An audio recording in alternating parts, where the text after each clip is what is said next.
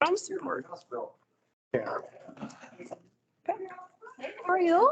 Good, yourself? Things happening in our city. Yeah. Very exciting things. Right, Scott? Yeah. Scott. Meeting. What, I'm sorry? Can I speak up before you start the meeting? Oh, real briefly? The thing I want to do is that I've always had problems hearing. Okay. You find a spot. He's Up doing at something the to me. top, kill your mic Are you up shutting me top. off? No, it's off on the top. Right there. Hi, how are you? Good. You too. Good, how are you? Going? Oh, well, Yeah. enjoying the summer. Okay, what Helen was asking, if everybody speak up, because those of us in the audience that have trouble hearing, it certainly helps if everybody speaks up. One of the problems that I have is you start off, and I know we're not public speakers. You know, some of us have a little outburst than others, and others are ones that start off. Right out of it. They'll start off and then kind of hear them as they. Have fun. All the framing's up right now. We Yeah. haven't done drywall yet, so if you can kind of. Time to look at it. Listening. That'd be cool. Yeah, I'll shoot you. All right, sounds good. I have something to say and I'm going to say No, we it. have probably one more night. One more night? I don't know what that. Are you sure you want to? But anyway, I'm going to stand up. If you want me to raise my hand and have them repeat, or do you want me to stand up? Like an early August meeting. I'll try and keep eyes, so just raise your hand if you need something repeated and we'll repeat it at a louder rate. It is if you tell everyone here that, you know, you have your backs to us, and this group of people, and I've been to other people, talked to people, they have had trouble over time hearing what's going on, and that's where a lot of the confusion comes in. And I think, you know, and that's not what this group is about. We want to be back there. We want to know what's going on and hear what's going on. And that has not been the case. Sure. And tonight, it's me, I'm hearing. And if we could ask the audience, you know, when there's discussions going on, I try not to have discussions among yourself. Because Yeah. quietly, it is somewhat disruptive. Yep. I'm gonna be up on it here. Thank you. Yeah, we want to be inclusive as much as possible to everyone that's participating here, so. Already, where do I sit to hear you? All right, we'll make sure we speak up. We'll put our projection theater voices on. How about that? Okay. All righty, everyone ready? I'll go ahead and call the Wednesday, June 29th, Historic West Des Moines Master Plan Steering Committee to order. Any changes to the agenda this evening? Like to see citizen forum move forward. Any other changes? I have a comment. Yes, Debbie, go ahead. I'm curious as to why the citizens forum is at the end. So I believe as far as the agenda goes that, and so we can sit through the presentation from Tesca first. But I think a lot of questions that people have during citizens forum are actually related to the agenda items typically. So therefore, having sat through the presentations, a lot of their questions most likely are going to be answered through that. But Yeah, Debbie, this is Clyde. One of the problems that we were having is we weren't getting through any of the material. We found a lot of situations where if the consultant Tesca had been allowed to make their presentation, people would have gotten their answers. Now, people, the way what we did last week and what we're proposing is that Tesca makes the presentation, the comments are discussed among the committee members, and we open it up to the public to talk about the item that's on the agenda that we're discussing. And then public forum is basically anything that wasn't on the agenda that we were discussing. So it's not that people can't talk about the items that we're discussing. yeah, I'd like to make a comment about that. I'm a big form follows function person, and I believe in a learning environment. With the city council and with any inclusive organization, I think it's very important to know what the citizens believe. And I can certainly understand that there might be a need to limit statements to a small amount of time. But when citizens come and want their voices to be heard, which they absolutely should be heard. And I know that putting them at the end does give them an opportunity to talk. But at the same time, I think it also, I personally, I'm speaking for myself, I think it makes a statement about what our perception of this experience is. And when people need to wait for 2.5 hours to be able to comment, when they're not allowed to comment,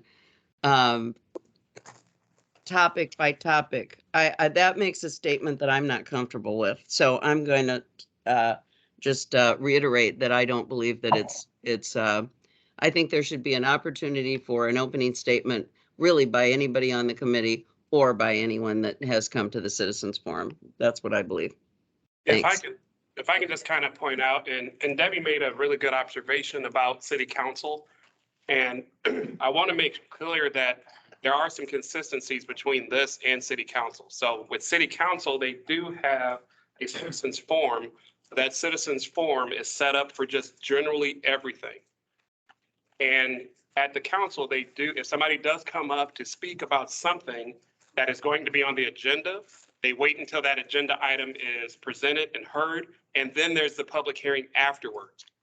So there are similarities to this. It's very hard, and I think we've seen it, where for people to make comments about something that they've never seen or heard. The presentation is to present what's being proposed by the consultant. If you're making comments about it before the consultant presents, what are we commenting on at that point? So I think that that's where the consistency between council and what's occurring here kind of dovetails together. And just to follow up, Brad, I really understand what you're saying, but I think the problem is that it's really, for me, very representational and symbolic of whether or not we are appropriately giving a timely opportunity for people to express what is their lives. And I want to go on record as having made that comment. I understand. Thank you. Yep, thank you, Debbie. So if you'd like to put a motion, then we can open it up for discussion against the committee. Motion to move citizen forum to the beginning. There it is. Gotta speak up. Motion to put the citizen forum to the beginning. Is there a second? So would that be that we, after each segment, people could speak? If there's a second, then we can open up discussion or that. Yeah, I'll second it. Okay, second by Mark. So it's now opens discussion. I think what they're talking about is just moving it up on the agenda item before the discussion of the design guidelines. So then citizen forum. So if anyone has anything to say that's not regarding the agenda item of the mixed industrial district, that would be their opportunity to bring that to the committee. If they do have comments regarding the transition district, we would ask that they would be reserved until after the presentation and discussion of that. And I would comment that on public forum, that's not a debate. That's not a situation where people ask questions or things like that. It's people making comment. On citizens. Okay. Any further discussion? All right. Is ready to vote? You want a roll call vote for this or just yay, nay? Okay, so all in favor of moving citizens forum, oh, sorry, Clyde. Okay, all in favor of moving citizens forum up on the agenda before the discussion of the design guidelines, aye. Aye. I need hands at least. Hands, sorry. Because I Hands. can't. Yeah, 1, 2, 3, 4, 5, 7, 8 with Debbie. Okay, opposed? 1, 2. 2. Okay, so the motion passes and citizens forum will be moved up. Okay, We still probably need a motion to approve the agenda. yes. Any other changes to the agenda? Is there a motion to approve the agenda as changed? The motion to approve. Nicole, and then seconded by Nate. All in favor? Aye. Any opposed? Any abstentions? All right, and the motion passes and the agenda is approved. Next will be the approval of the June 1st, 2022 minutes. Are there any corrections to the minutes?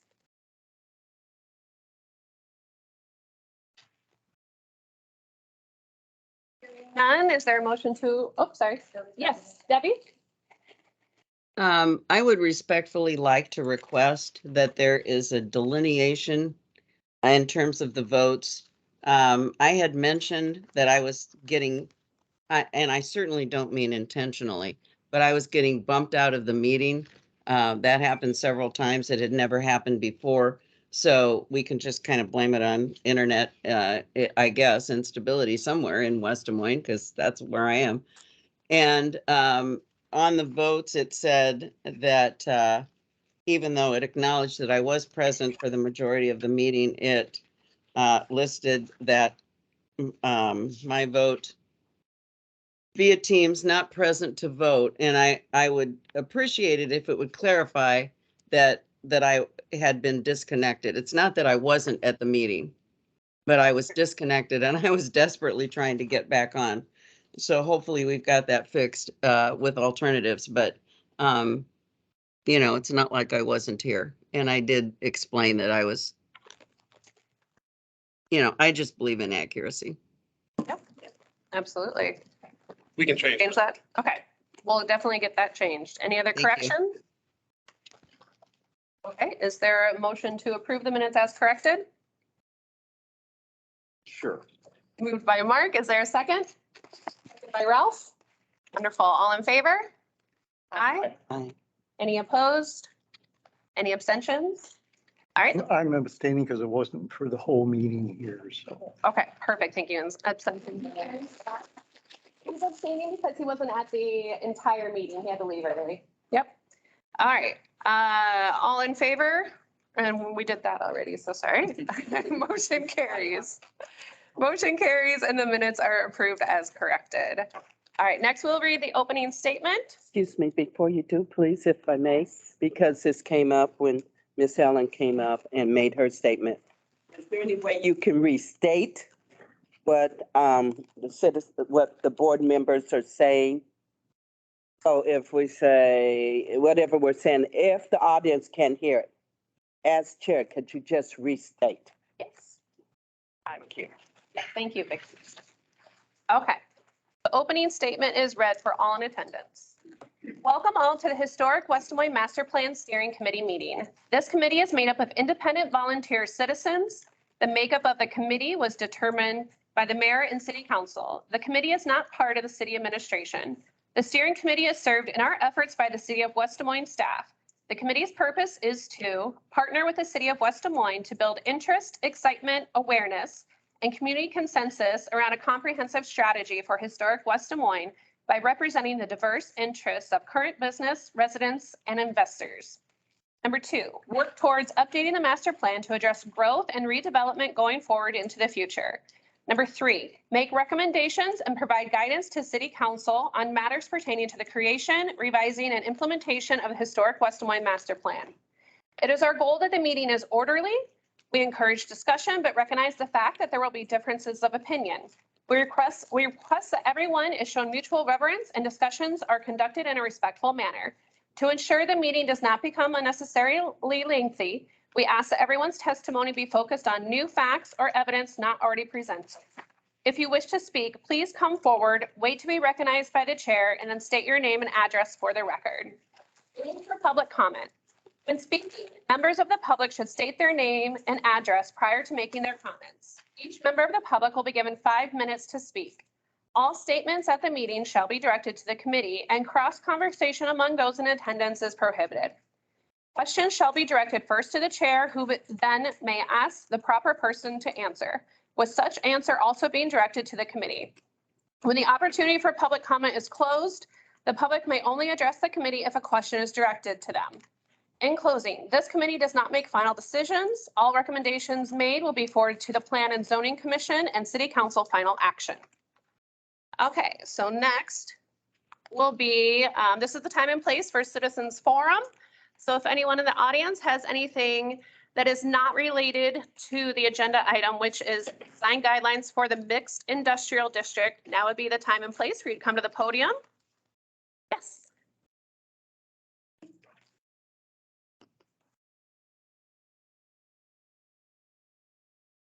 Hi. Amanda Grutzmacher, 516 4th Street, West Des Moines. I believe this was an agenda item at the last meeting, which I wasn't able to attend for the transitional zoning district. Okay. I just want to say, I'd heard there was a petition supposedly that went around that property owners signed against. I am on 4th Street. I did not sign a petition. I am supportive of the transitional zoning district. The one caveat I have to that is I don't want to live next to parking lots. So I would prefer that the businesses in that area are typically going to be that don't require a lot of off-street parking just by the nature of our walkable neighborhood. So I would be recommending that consider not requiring surface parking or anything within that transitional zoning district. And if parking is preferred by the business, that it not be allowed off the street side of the property, it would be alley loaded. As a resident, I attend a lot of the events and I see that there is ample parking between the city's public parking lots and street parking throughout the neighborhood. So that is all I had to say. Just want to voice my support and give that feedback. Awesome. Thank you Thank very you. much. Comments, Amanda? Anyone else for Citizens Forum? Helen? My understanding of what I'm hearing is about other areas, is like she's talking about. There is an area that is not being discussed at all. And I have a few questions that I'd like to ask Clyde and have him answer at a later date or at this time. But it was about residential property. I had asked him and haven't figured out, I mean, I want it to be in this form. I want to know what daycares has to do with residential area because I was informed that there's state government and stuff like that, but I'd like that to be discussed in this meeting. The other thing, when the area that I'm at, like I have 3 areas that I'm in too, just to clarify it, because that's why I do all in one time.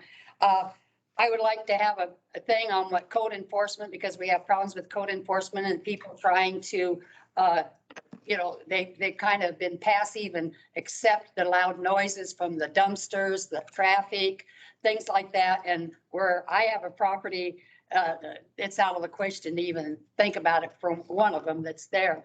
So I'd like to have how the city residents can act, you know, because I heard at one meeting, not this one, but particular things that there was loud, you know, like parking on the street at 3:30 in the morning. And trust me, I think we have the best police department in town, in the state. I will brag on the police department because they've had to put up with me. They have done, they've done real well for me, but they have their hands tied, and I understand that. So I'm not saying that, you know, it has to do with other things. I'm saying that there should be on 2nd Street between 4:30 and 5:30, you can pull into a driveway down there and you cannot back out because the cars come running off of 63rd and down the street. So I'd like to have that kind of brought up, and with Clyde here, that the police would be more, I don't know how to do it for, you know, the right way. But anyway, they need to have more code enforcement. There's squealing wheels over on Maple. I was like, people are getting hit. There was, I'm trying to cut it short here, so I'm going, I'm trying to respect you, but. Oh, on the dumpsters late at night, that's been a problem, which I just mentioned a few minutes ago. I do know that there's a sound ordinance and that with complaints, and that's what the citizens have to do is complain. They have to come at 7 o'clock in the morning and waking them up at 3 and 4 in the morning. And that's been problems that's been going on. I have some other things, but I'll get with Clyde here and give him my list and he can come back next. Because he said there's going to be another meeting, right? Okay, then I'll cut it short. Okay? Okay. Thank you, Helen. Thank you for your input. Anyone else for Citizens Forum? Did you get my slides? Yes. Okay. So I wanted to talk about, we talked about railroads previously. I wanted to talk about First Street. Is also known as 63rd Street, also known as Highway 28, because it's complicated. The DOT is in charge, so. Yes, we've got the next slide there. Currently, First Street is 70 feet of pavement. They're nice wide lanes. Speed limit's 40, traffic usually does 50 or so, and there's lots of traffic. I live on Second Street, I get to listen to it. And lots of semis, lots of through traffic, buzzing through. There's also lots of things on First Street. So it's a mixture of residential and commercial, and it's on both sides. And there's lots of reasons that you might want to cross as a bicyclist or a pedestrian. Next slide, please. Actually, I was thinking skip. Cool. Yeah. So for instance, if you're going by bike, you can go up to Grand or down to Railroad, either way. And you can cross at a light. Can you speak up, please? Sorry. She's having problems hearing what you're saying. Yeah, sorry. And you can cross at a light there, but that if you're trying to go downtown, say, that's a mile to a mile and a half out of your way. So if you're like me, you're crazy and you cross at Walnut, and I've watched people do this too. It's pretty scary. Take your life into your hands. Next slide. You might also cross to say go to a business. So for instance, my grill. Carrying my propane tank across the street to U-Haul. So if you ever hear a story of a pedestrian exploding in a small fire, that was me. It's moved now. I can't do that now because they're. Next slide. As you might imagine, it's a pretty terrifying crossing. Yes. And 63rd is pretty busy, right? I actually heard from the city traffic engineer, it's about at capacity in terms of traffic. So if you pick the wrong time, as either trying to go, say, north out the line, you want to go left, eventually you give up, you go right, and make a U-turn. So I thought, well, shoot, what if that was the built policy of the road? Next slide, please. Thank you. So if instead of, if we give up on left-hand turns, we can get a nice wide median to give pedestrians a safe place to cross. We can add lots of street trees, and I added street trees here in the right of way. The city traffic engineer will be like, no, that's a terrible idea because it's in the clear zone. It's a great idea because they act as bollards so that when a car goes careening off the road, it runs into a nice solid tree rather than soft fleshy pedestrians. But obviously, if you take away left-hand turns, people still need to go that direction. So you've got to give them ways to get around. Next slide. So one way we could do that without building anything at all on the north side is just expect people to go turn loop around Ashworth and 4th and Grand. But if you do want to build something, next slide, we've got that very convenient scrubland north of the floodgates, in which you could build what's called a loon, which is basically a U-turn space big enough for a semi, so that semis and other traffic can make U-turns. On the south side, next slide, pretty much the same thing. We can use some of that existing land or some of those existing streets to make space for semis to do U-turns. And those 2 points are about a mile apart. Typical standards for this, which is sort of known as a Michigan left, is that you want a U-turn space for cars about every half a mile. And very conveniently, next slide, there are a couple of empty lots pretty much smack dab in the middle of those 2 points. This is actually just south of Vine, in which you could add space for cars to do U-turn. It wouldn't be wide enough for trucks, but it'd be enough for cars so that someone coming out on Vine, say, they go right, and then within like half a block, you make your U-turn and you're going north. And conveniently, one of those lots is already owned by the state DOT, so the amount of land required to purchase is pretty minimal. Next slide. MJ, you have about 1 minute left. Well, Just to let you know. just about done. Fantastic. This is pretty much my last slide.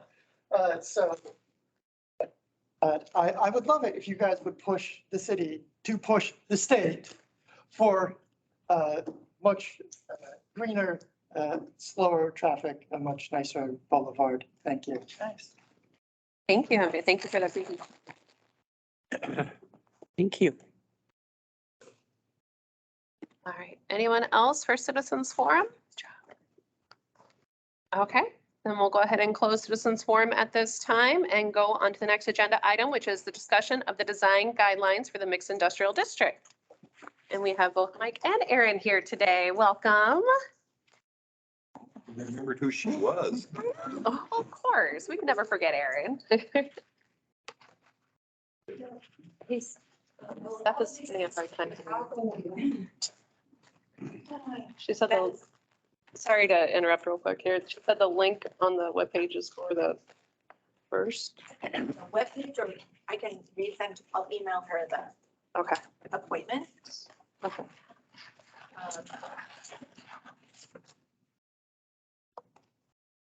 You'll go through the appointment.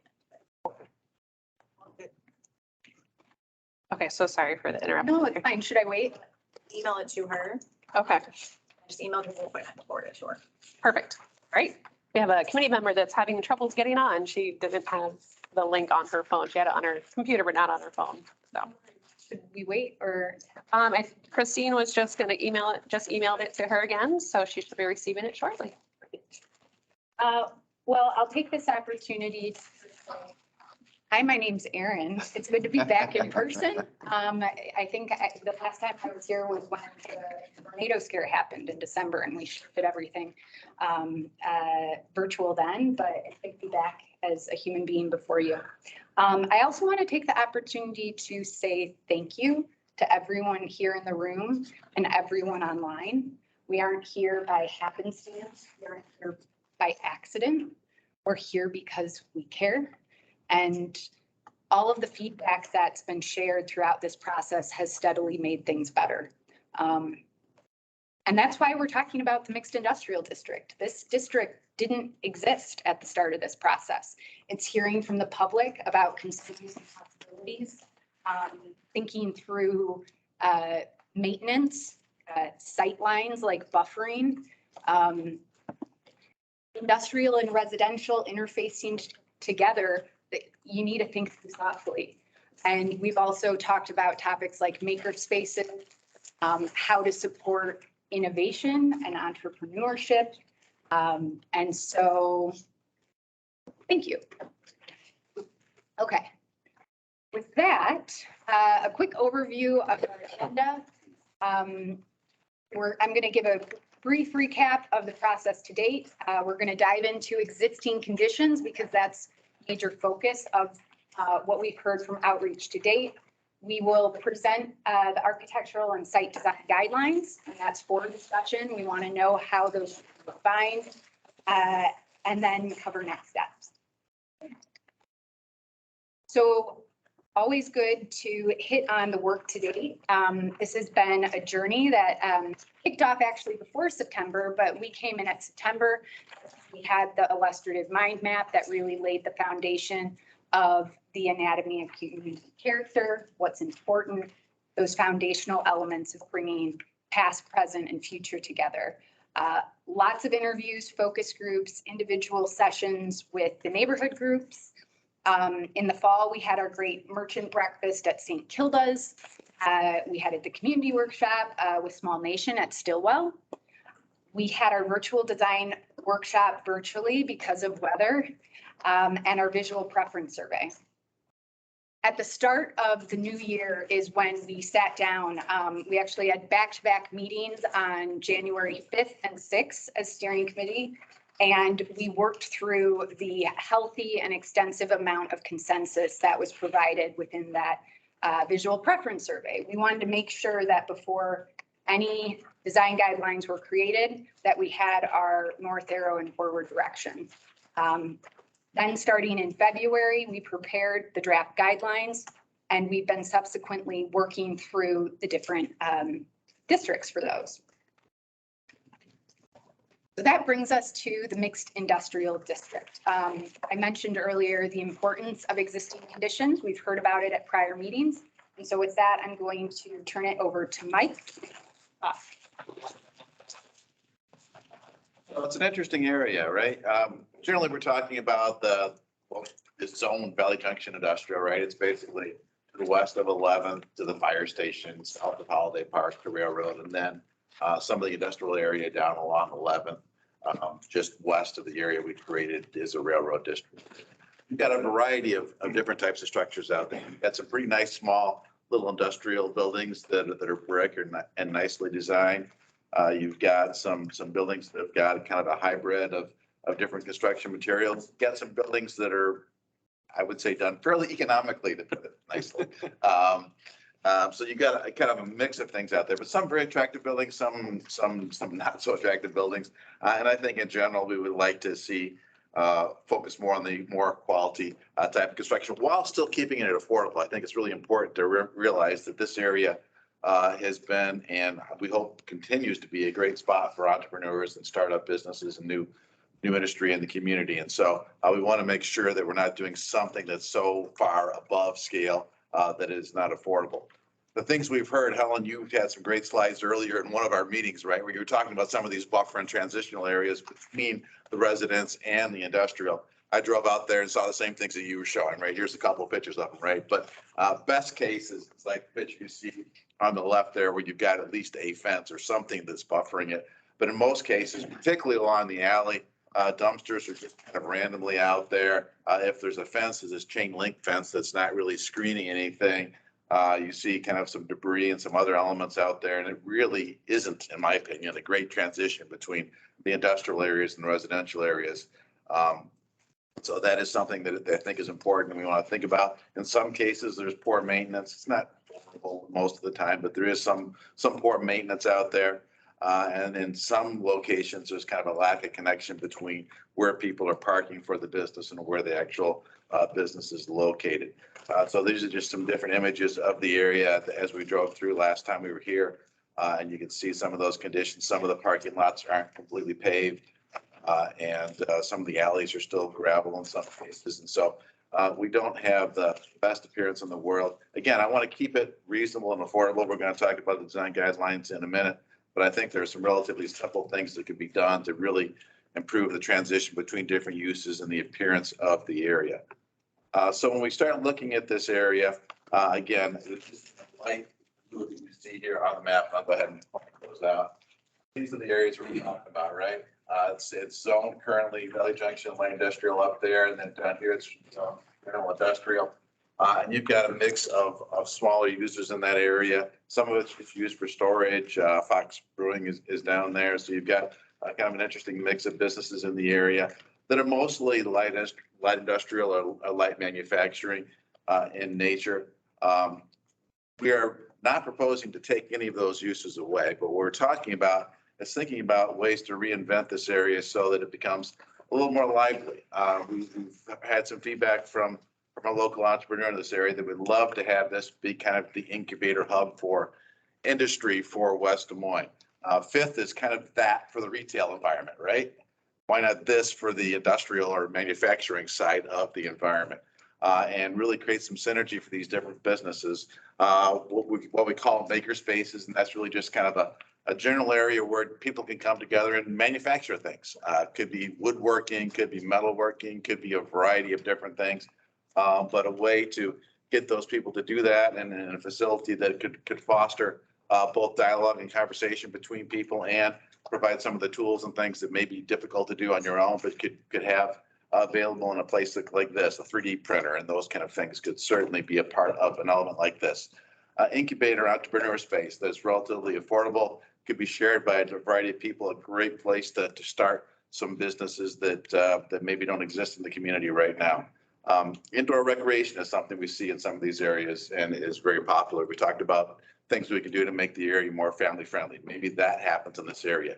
You know, if you drive down just a little bit to the south, you've got a gymnastics academy, more or less area kind of like this, right? And those kind of uses, indoor volleyball, batting cages, all those kind of things could happen in an area like this and be a kind of a nice addition. And kind of go along with the recreational feel and character of the area because you've got the huge holiday park right there. So those uses we think make some sense. Obviously, south of Railroad, you've already got the Foundry and that type of development, kind of an event space, brewery, distillery kind of thing happening. We could see some more of that happening in this area as well. So in terms of the uses, certainly remaining light industrial, light manufacturing, we think makes a lot of sense. Again, these maker spaces, incubator spaces, some social event venues. When we're trying to attract this young talent, this entrepreneurial talent, they want someplace close that they can go hang out, right? So having that opportunity right close in this area, we think makes some sense. We've seen some great examples of that that we can show you pictures of. And then the indoor recreation makes sense. Brewery, distillery. These, when I'm saying limited situations, if you're familiar with the zoning processes, right? There's permitted uses and conditional uses. These would be kind of conditional things, right? We would want to look at the specific site, understand that it fits the area, and have a little bit more zoning review. So, some of these uses might have an accessory retail store.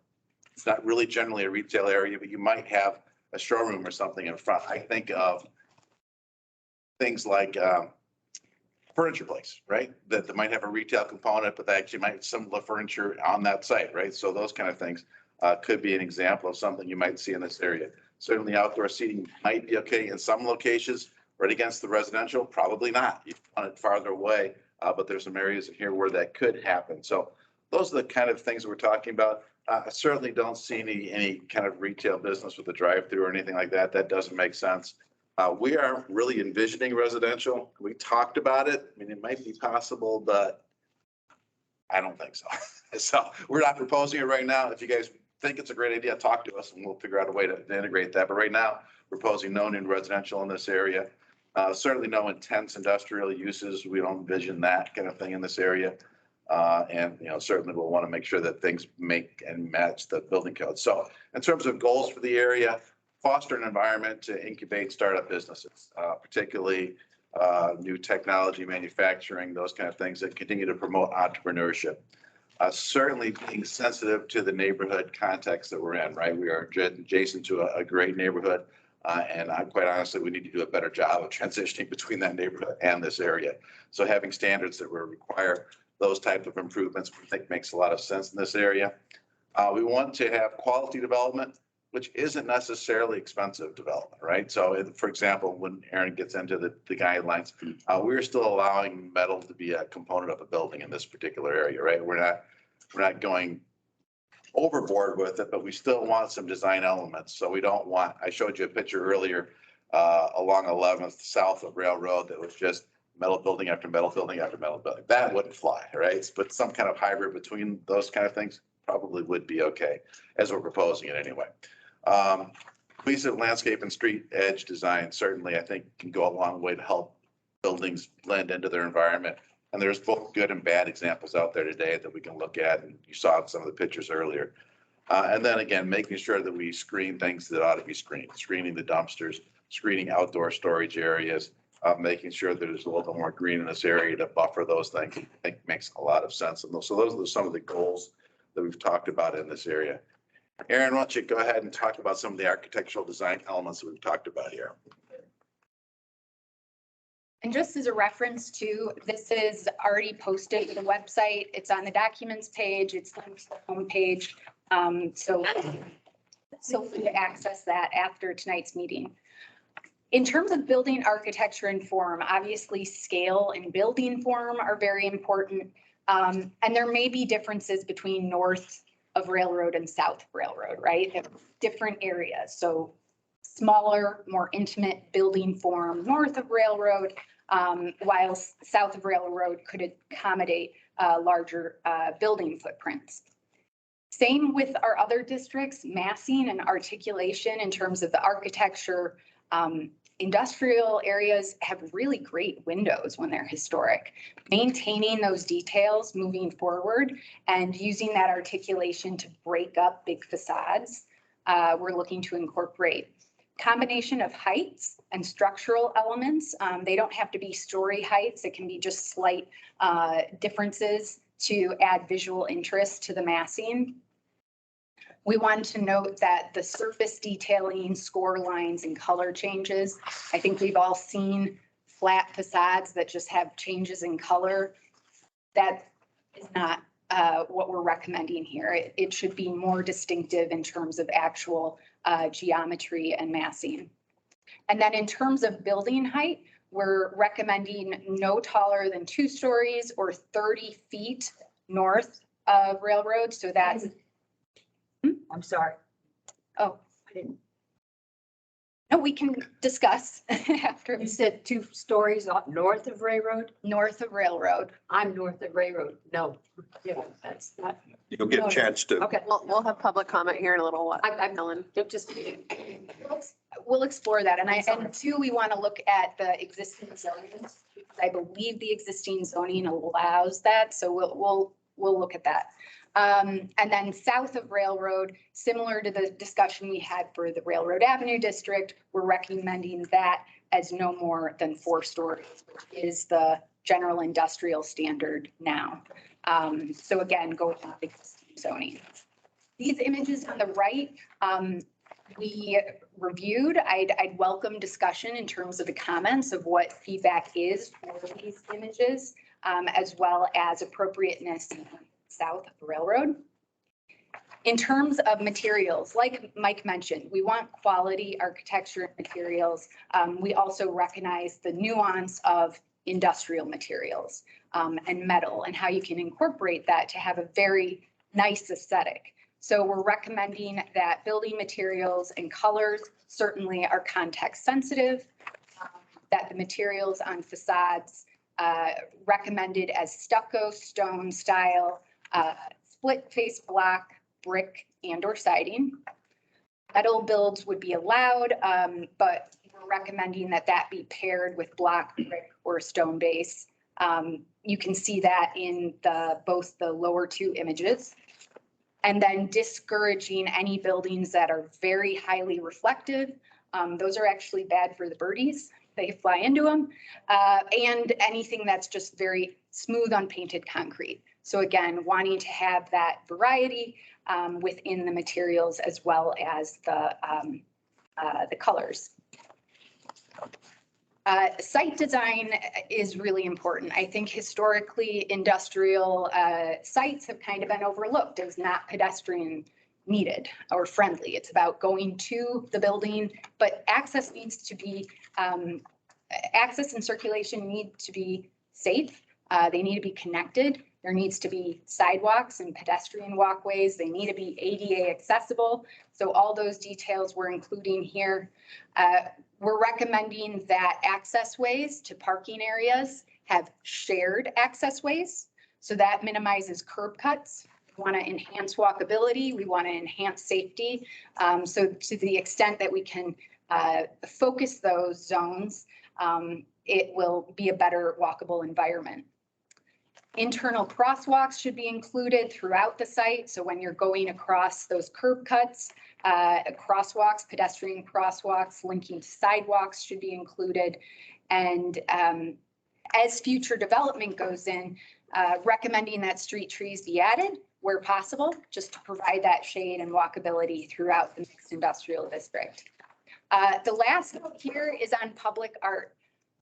Throughout the nation, there are some really great examples of how industrial areas have incorporated public art, sculpture, to celebrate culture and storytelling in a community.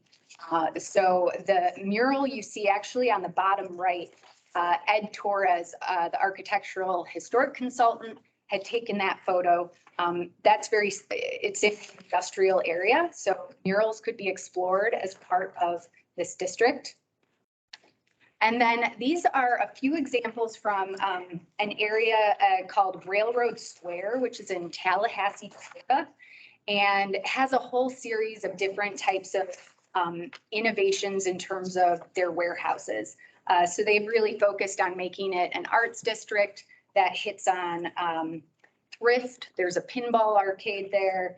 I looked at their website, indoor rock climbing, family-friendly items, open mic nights. These are the kind of things, again, where we're thinking through the districts and adding diversity and character that has a unique appeal. One of their events upcoming on July 16th is a beard off, in case anyone wants to take a look at that. So that was a little innovative. But again, customizing this to the unique feel of historic West Des Moines, and then also just the industrial nature. Landscaping is also a common afterthought in certain industrial properties, and we want to really celebrate that in terms of the guidelines here. So a lot of the guidelines you're seeing here are repetitive of some of the other recommendations from other districts. So focusing on a combination of materials, trees, shrubs, ground cover to complement the building scale and architecture, foundation plantings, parking lot landscaping is really important. And then also it needs to be maintained. So proper irrigation, drainage, and maintaining mature trees. So as future development comes in, having a plan in place such that trees can be preserved or relocated. Screening is also really important. Obviously, with the residential interfacing and the sight lines, a lot of the concerns we've heard is looking at undesirable things, whether it's equipment storage, whether it's dumpsters. So we are recommending that outdoor service and storage areas are screened with fencing and landscaping when adjacent to residential, parks, open space, and recreation areas. This is obviously right next to Holiday Park on the northern side. The landscape screening that we're recommending is 6 to 8 feet in height at install. This is important so that you have some immediate aesthetic and screening right from the installation. That fencing be treated as part of the architectural design. So whether wood, metal, we are currently recommending that privacy fencing 6 to 8 feet tall, that's 100% opaque, can be included and constructed of materials of wood, brick, stone, vinyl, metal, or a combination, or semi-opaque. So the bottom image here is of metal fencing, also 6 to 8 feet tall. I'd flag that again as something that we want feedback on. We've discussed fencing in the past, and so understanding opaque versus semi-opaque. And then finally, discouraging chain link or any temporary fabric fencing. Quick spotlight on signage, and this connects back to zoning, thus the spotlight on signage. But freestanding signs need to be set back a minimum of 10 feet. They can't obscure any vision triangles, so making it difficult to see, turn, drive, ensuring safety with location and placement. They need to be perpendicular to the sidewalk. And in terms of the style, the materials, obviously we want that to complement the structure in which they're pointing people to. And typically businesses want that as well. And then in terms of wall signs, of course, coordinating that again with the architecture. And I love the example up here of the corn states cursive and the sans serif capitals. That's a nice existing sign. Lighting also is included as part of zoning, but just to hit on the fact that wall pack lights are prohibited for any non-residential use that's adjacent to residential properties. So this is about light pollution. We don't want lights that are shining into people's homes. So that exterior light fixtures should be avoid glare, downcast, and make sure that there's no spillover. And there are details regarding this in terms of foot candles at property lines, and zoning does get into a lot more detail, specificity here. This is a quick look at the zoning standards for the existing zones in the mixed industrial district. So again, looking at VJLI, Valley Junction Light Industrial, north of Railroad, general industrial, south of Railroad. And obviously the main difference here is that there's larger setbacks south of Railroad, larger sites.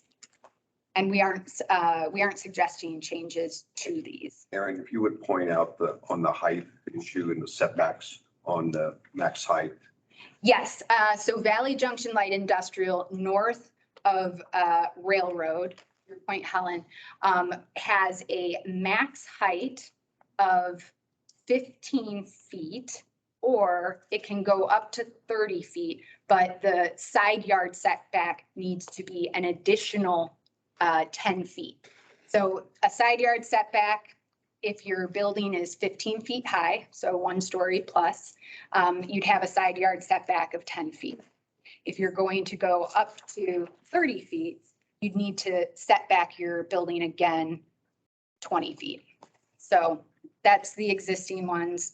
Welcome public comment there. That 10 feet off the street of railroad? Property line, on side property line. Side. Okay.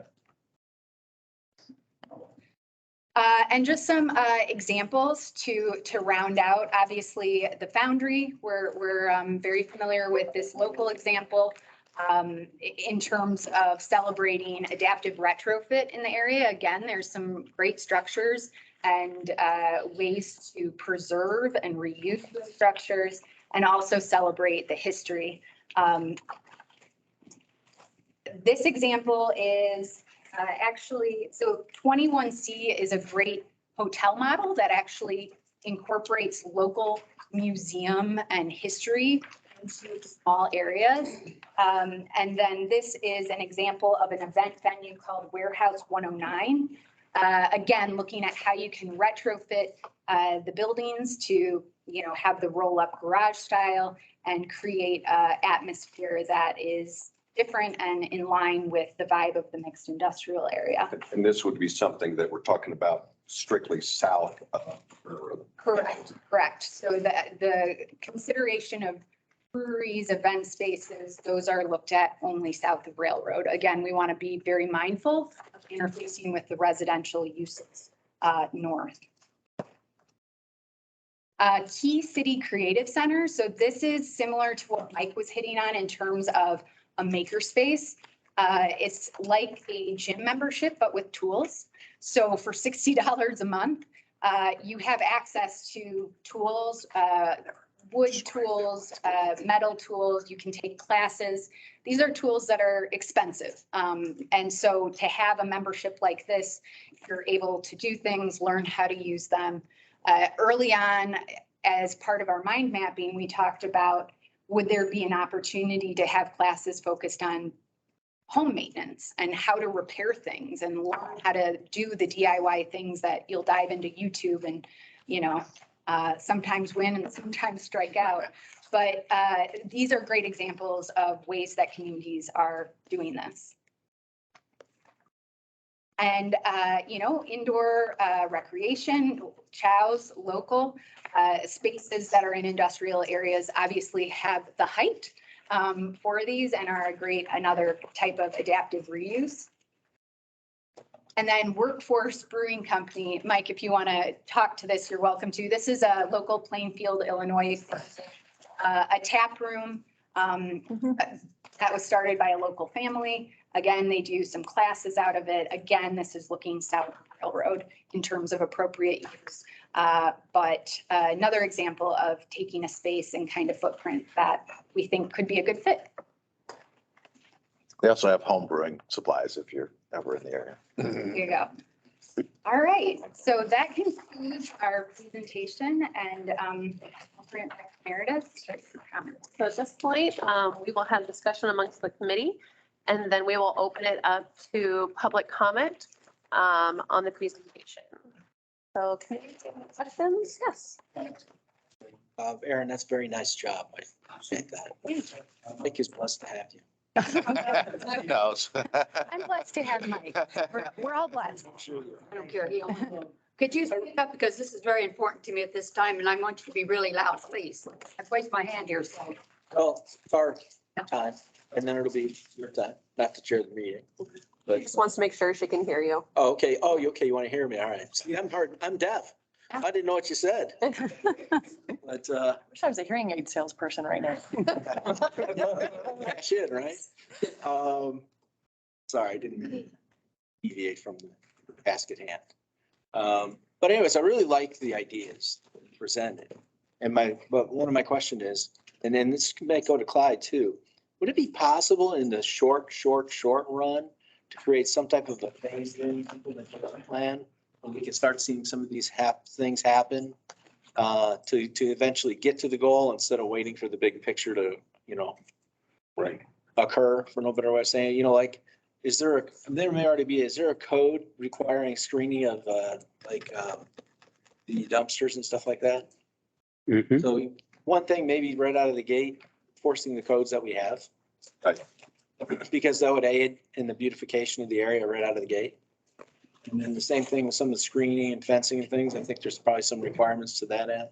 But the idea of looking at that phased in approach. And then just on a side note, I really like your idea on the traffic recommendations on 63rd Street.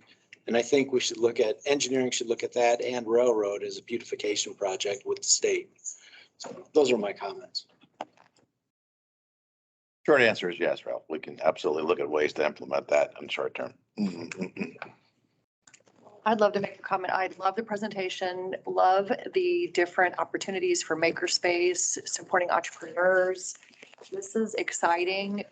As a chamber leader, we represent 700 businesses that are talent attraction. They want to attract talent. They have hundreds and hundreds of job openings and they cannot fill them, which is why we just produced a magazine that spotlights West Des Moines. I've got to plug the magazine everywhere I go.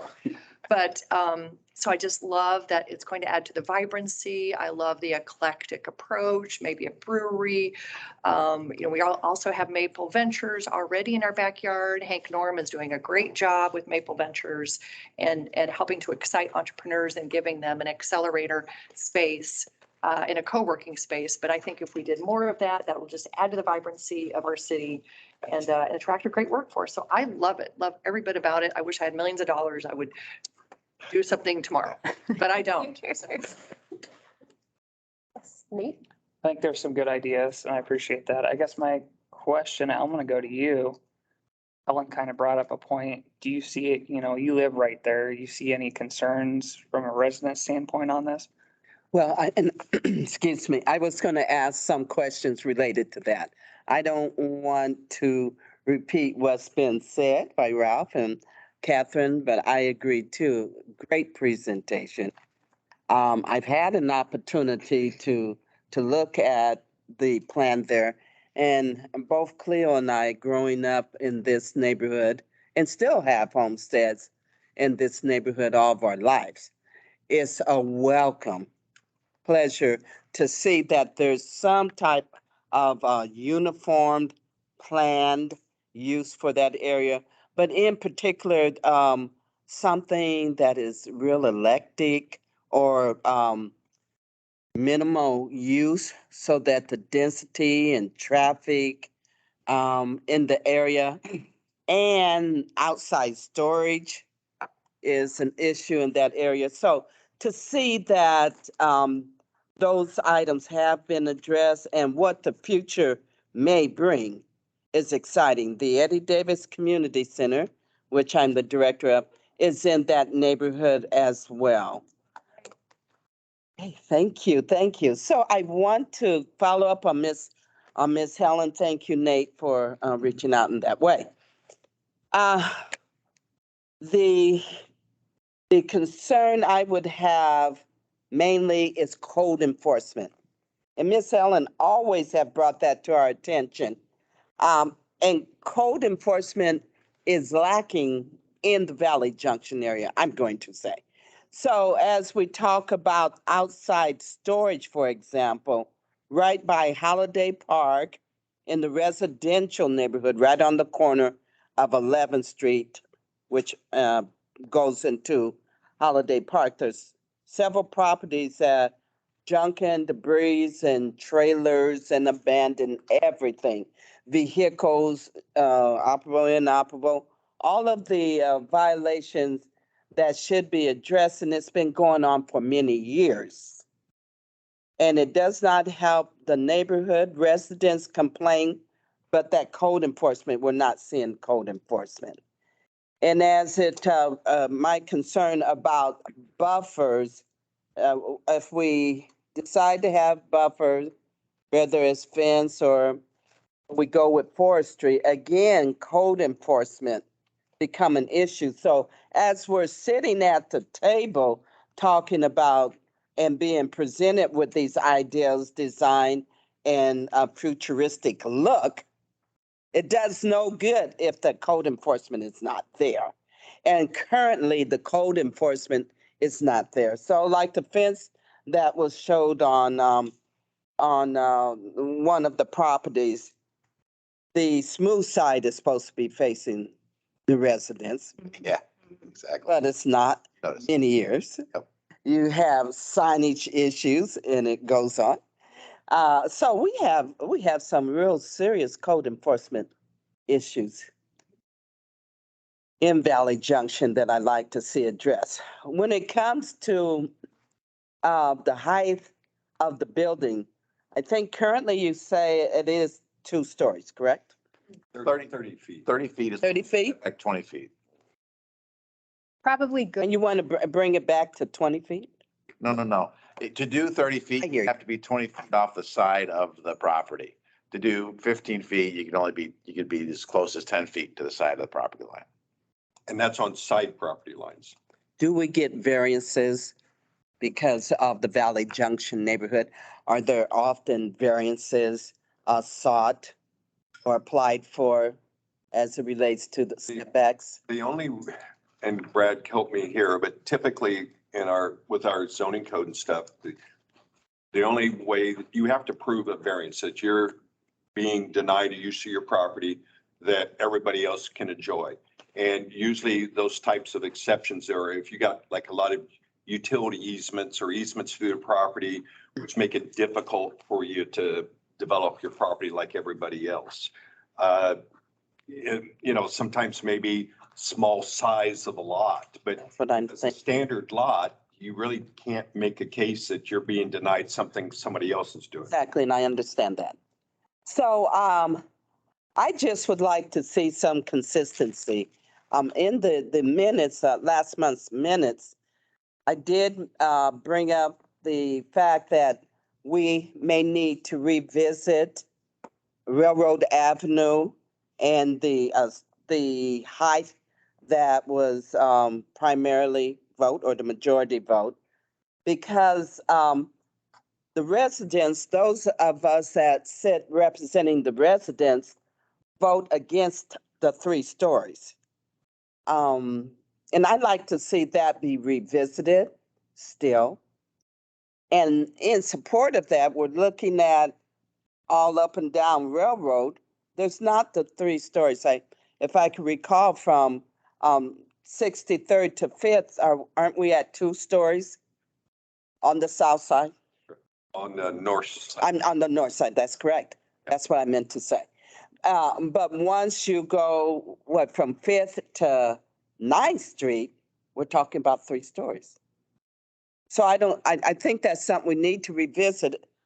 Every place else on Railroad, the proposal, 2 stories. Even here, you're talking about, 30 feet or so. So I'd like to see some type of uniformity.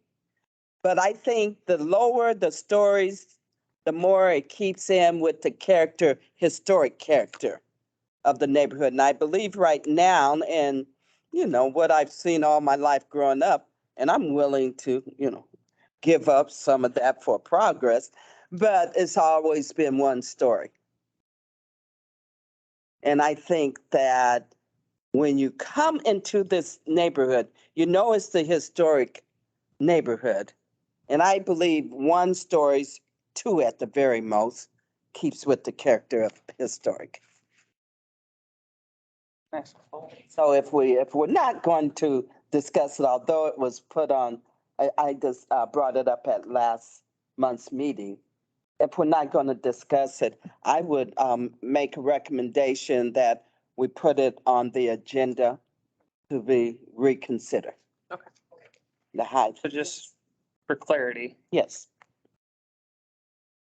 these businesses that back up, the businesses that back up to the housing in that area, is there a concern with the 2 stories, or you you're saying it won't be a big deal. I'm just trying I to think it be would. educated. I always think that anytime business abuts up to residential, you can have potential issues, be it the lighting, the noise. And Miss Helen, my mother and I constantly, we would set our clock. We knew when the garbage came to be picked up, banging and clanging in the neighborhood, and it could be anywhere between 3 and 6. And my understanding, okay, yes, it always was consistent because they come straight down 11th Street where we live.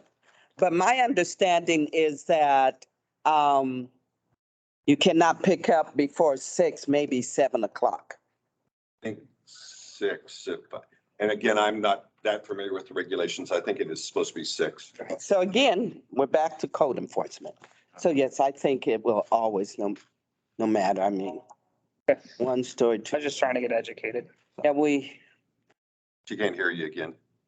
Oh, I was just trying to get educated and ask the questions because that's going to affect your area and Helen and all them. yeah, And I don't live down there, so I just got to make an educated decision based on that. I just had a question on the Valley Junction. Wait till the committees Yep, discuss, and then you'll have an opportunity to Yeah. ask questions. we haven't opened public comment yet, but when we get there, we'll definitely want to hear your question and your comment. I had a question too. So on the slide where it says typical mixed industrial uses, and it says like light industrial, maker spaces, social event venue spaces, light manufacturing, incubator, entrepreneur spaces, and indoor recreation. Those are uses that could be used kind of in that north area too, off of that Maple area. Is that correct? Or are those generally more for the south of Railroad? So the maker space is absolutely north or south, doesn't matter. Incubator space, north or south. Indoor recreation, I think probably also. I think where we were saying we would want to restrict it is like when we get into those limited situations where we've got brewery, distillery, that would just be out south. Outdoor seating, more than likely just south unless it was really something interior and not affecting anything. So those are the uses we were differentiating north and south. I would also think that the social event venue spaces, so the example of the Warehouse 109, if you're hosting a wedding or event, I would think that would also be south. Yeah. I agree. Yeah, I was just kind of thinking, does that, the height of buildings, does that limit the potential businesses for in there? And yeah, it was same thing with like a social event. You probably, because you have to have increased parking and you probably residents, I'm assuming, wouldn't want every weekend their streets filled with parking. And then indoor recreation, typically those types of buildings need to have higher heights. Like I'm thinking, like Cirque Wonderland or other facilities that offer really unique classes and stuff, but they have to have that height in order to provide that. So would that affect what type of business goes in there based off of if it's a 1-story or 2-story? Can I follow up on yours? So kind of piggyback on what she's saying. You can go up to 30 foot, but it's not like a 30 foot or 2-story. It could just be 30 foot to give you the head height, right? I think especially in the industrial area, better to refer to it as feet. Yeah. On the north side. 30 foot's pretty typical of quite a few of the buildings, particularly on the north side. That's fine. I just wanted to clarify you weren't forcing a second floor in there to have that 30 foot. Oh. Yeah. Because So that puts your So it could be, 1-story, but it could be up to 30 feet. Perfect. there's a couple of those industrial buildings. I know they got mezzanines. Now, technically a mezzanine doesn't count as a second floor, but Yeah. Debbie has her hand up. Yes, Debbie? Thank you. I have a clarifying question. On the Foundry, how tall is that at the peak and how much is the square footage of that building? the building's about 35,000 square feet or so, and that's probably 60 feet. 45 to 60, somewhere in there. Okay. Also, on Chow's Gymnastics, that's south of Jordan House. So that's really not in the area that we're talking about, correct? Correct. It's quite a bit further south. Yeah, they were using that as an example of some type of indoor, activity type of use. Right, but but it's tall. It's 3 stories. Right. No, it's 2. Well, okay. What is the height of it? It's probably 29 feet. Because that's a standard industrial building that Chow built originally. Yes, I'm aware of that. I'm just clarifying for everyone the perspective, because when you're driving down the street or when you're walking in our walkable neighborhood, we see the mass of the buildings. And so that's what my clarifying question is about, is what masses do we have and what masses will we see depending on whether or not we're talking about the height on the north side or the south side. Thank you. Just maybe a little clarification, because I'll take that back. Chow's building, I think, is like anywhere from 19 to 24 feet, I think, maybe. Don't hold me to that. We can find out and get back to the committee on that. So maybe question for you guys. So we got some good ideas here. What's the process of, like, I don't know if you want to say like pushing that forward, or how, how do you, can't really say restrict, but how do you kind of guide that to that direction? We're getting that kind of businesses or events or venues or PUD. whatever you want to call it. I was just curious the process for how you steer that. The economic development. And I think that, you kind of help set the standard here in terms of what we're looking for. And then zoning regulations will be the implementation tool of that. So if you kind of set out that, hey, we're looking for this type of use here and not this type of use, that gets translated into the zoning ordinance. Gotcha. So planning and development would just kind of take our recommendations and really help kind of steer that that way. In terms of actually making it happen, right? Obviously, your economic development people in the community need to be letting people know that these opportunities are here and encouraging it and working with the property owners and all that kind of stuff. So it's, yes, we got to have the regulations in place to allow for it, but to be proactive, you really have to have somebody going out and championing it. And I know that there's at least one business owner in this area that's really interested in it and can help do that too, right? Yeah. And another way is if this becomes a priority for the city, then, the city develops programs to help facilitate that to happen. Sure. Okay. Thank you. Any other comments, questions, discussion from the committee before we open for public comment?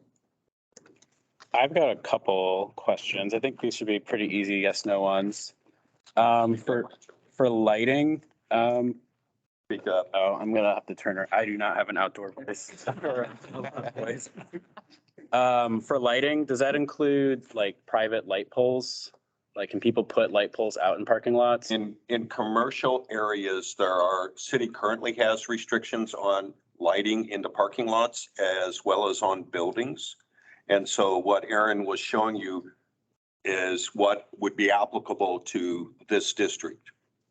And this single family home is a little more, they've got a lot more latitude in terms of type of lighting they put up. But in commercial or industrial districts, so there is very much, you can't do the wall packs that she was showing. If you have lighting in the parking lot, it has to be downcast. You can't create light spillage over onto the adjoining property. We've got a whole section in our zoning code talking about lighting requirements and stuff. Okay. And they have to submit a photometric lighting plan that development services staff reviews before it gets installed to make sure, you're complying with city code. Okay. So there is something about already in our code though, or, okay. My only experience with that is because Collins Aerospace, they have some pretty bright lights that they cast into my house. So I have black shades on them that I bought. So they might be a different zone or whatever. Well, a lot of times that runs into the code enforcement thing again. Light fixture is something that people can switch out at a moment's notice. Warrior. So I think there's that theme of code enforcement. There's a lot of stuff that just kind of happens. Okay. So that lighting standard is kind of throughout the city. Yeah. That's, in fact, that was a lighting standard I brought to the city when I came here in 91. Yeah. Okay. Well, maybe you'll see me in council chambers talking about Collins pretty soon. Okay, so that was lighting. I think my only other, and then this is just a good question. So when we're talking about zoning standards and the last column, we have minimum open space. This is just like, what's the purpose of dictating minimum open space? And is that implied to just be like grass? Like, is that typically what? Minimum open space, generally speaking, in zoning code, minimum open space has a number of different things. There's aesthetic, of course. If everything is concrete, it has a sterile kind of ugly appearance. But there's also stormwater that comes along with that. You have absorption of rainwater that helps negate some storm events. So there's a lot of positive parts in having, green space areas. Okay.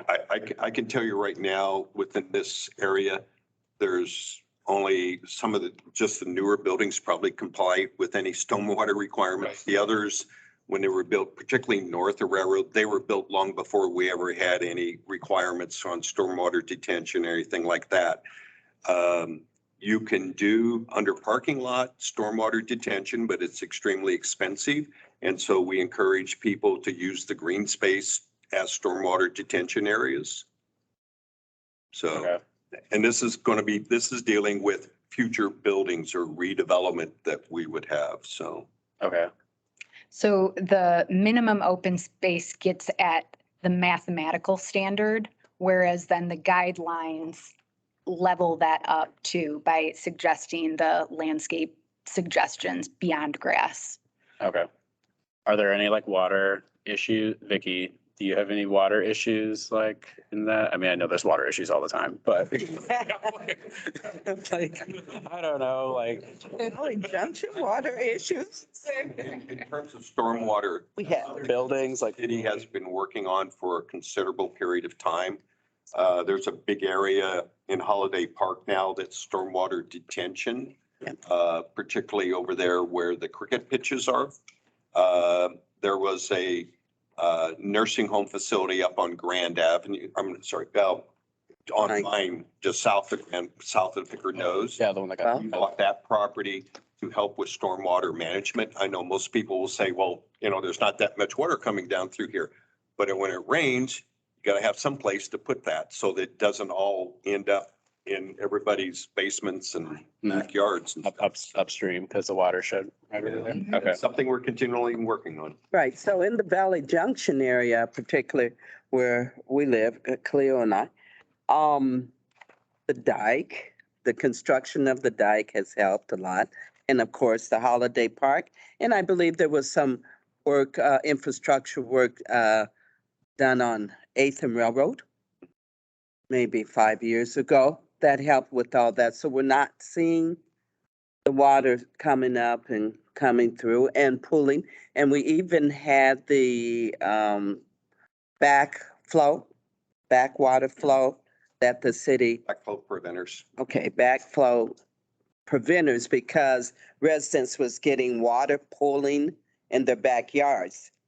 And so the city did put together a program that helped the residents put in a backwater flow system, and all of that has helped. Not to say there's not still issues, but it's something we are aware of and we can work on. Mitchell, is that both your questions there? Yeah, I think my last comment was just in terms of the materials. I think you kind of let off with that is I definitely like the brick and natural materials more than architectural paneling. So I don't know if we can do a ratio or something better. I did really like the Key City in Dubuque. I think they did a really good job with their paneling, like corrugated paneling. But I'd be afraid of people interpreting, well, if I just have like a strip of brick, the rest can just be paneling. I did a mix. Like I hit the requirements. So I don't know if we could do a little bit more or if anyone wants to Fix on that. discuss that, but good. Stone over architectural panels, I think is more appropriate.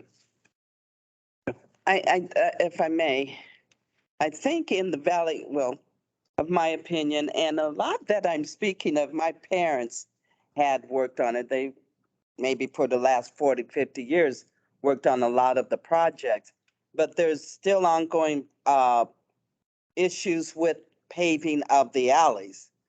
The city did, I want to say in 96, I have the resolution. They did resolve that they would pave the alleys on 11th, 12th, 11th and 10th Street. And there was a phase that you go through. You had to grade it and then gravel it and let it sit through those phases. And then they're ready to be paved. The alleys have gone through the first two phases. And we've been waiting for the pavement to come along for, 15, 20 years. There's a big issue now because on 12th, I believe it's called the alley on 12th Street, behind the residence on the west side of the street on 11th. And the business, it's like a buffer, but getting that alley paved has been ongoing. Probably Kai can speak to those issues, but still it comes back to, we've been working on those issues for over 15 years. And then come to find out that some money that was dedicated for that use was taken and repurposed or rolled over and put for other uses, such as downtown West Des Moines. No problems with businesses, but just do take care of the residents if you say that's going to happen. Speak to the alley situation. Yes. One of the issues that we had was making sure we had adequate right of way and that we got basically sign off from the property owners that we needed the right of way. In some of alley situations, we weren't able to get all the sign offs by the property owners. If I may, that concerned east of 8th Street. Right. But I'm talking about west of 8th Street, and the residents did sign off. We've got everybody signed off now. Engineering has done the work, and I think that contract is going to get let either in the fall or at the end of this year for construction next year. Yeah, because the promise was that it was going to be let in spring. The promise was we're letting it'll be completed by fall. And now I understand, but I'm just saying. They were talking about it, I think, last month at city council, and they mentioned the importance of it and that, Yeah, they always do. They always do, but it's not getting done. And it was the residential association that rallied for many years for the paving of the roadway that goes through Holiday Park between 9th and 11th Street. That got done, but again, I don't know if it was for the residents or because of the use of the rental property, Holiday Park being used at. It doesn't matter. Just want to see it done. And it's also my understanding that if you have businesses using alleys as a throughway for their business, that those alleys are supposed to be paved. Right. And that's Casey's. We worked on that, but Casey's finally that got paved. But more and more, we're getting businesses that are using the alleys on 12th Street as well as 11th Street. So I think we had that in the transition guidelines. Is that in these guidelines too? That's in actually city code right now. Okay. Got it. Just getting it done. So yet again. Because it affects. Yeah. Anything else, Vicki? No, thank you. Thank you for your comments. One thing I think Nate and I kind of were going through, we didn't see it, everyone's favorite topic.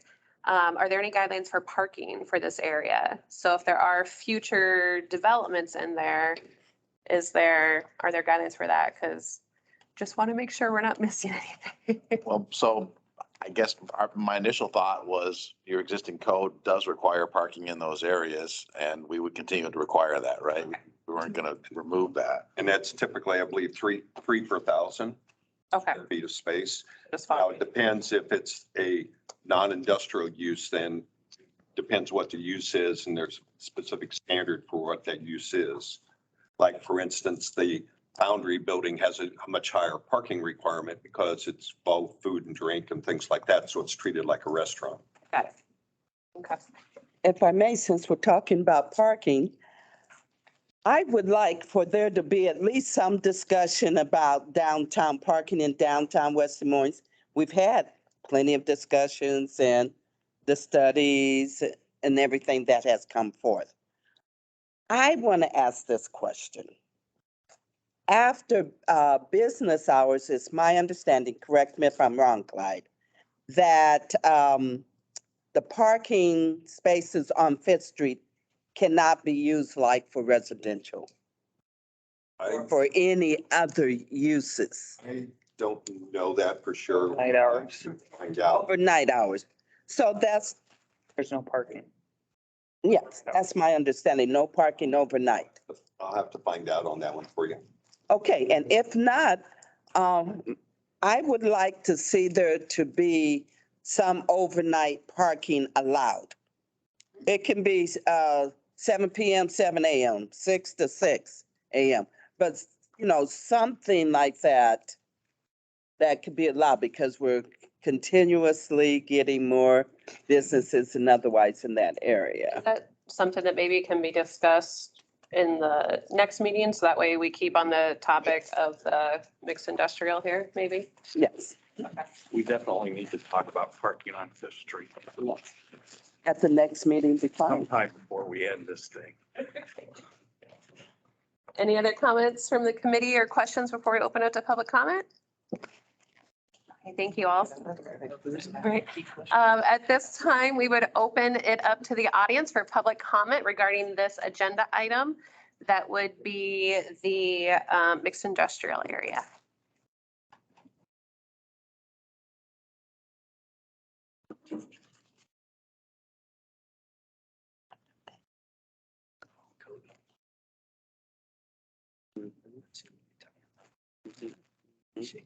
First of all, you don't want to put a bar next door to me because you'd have a problem with my drinking.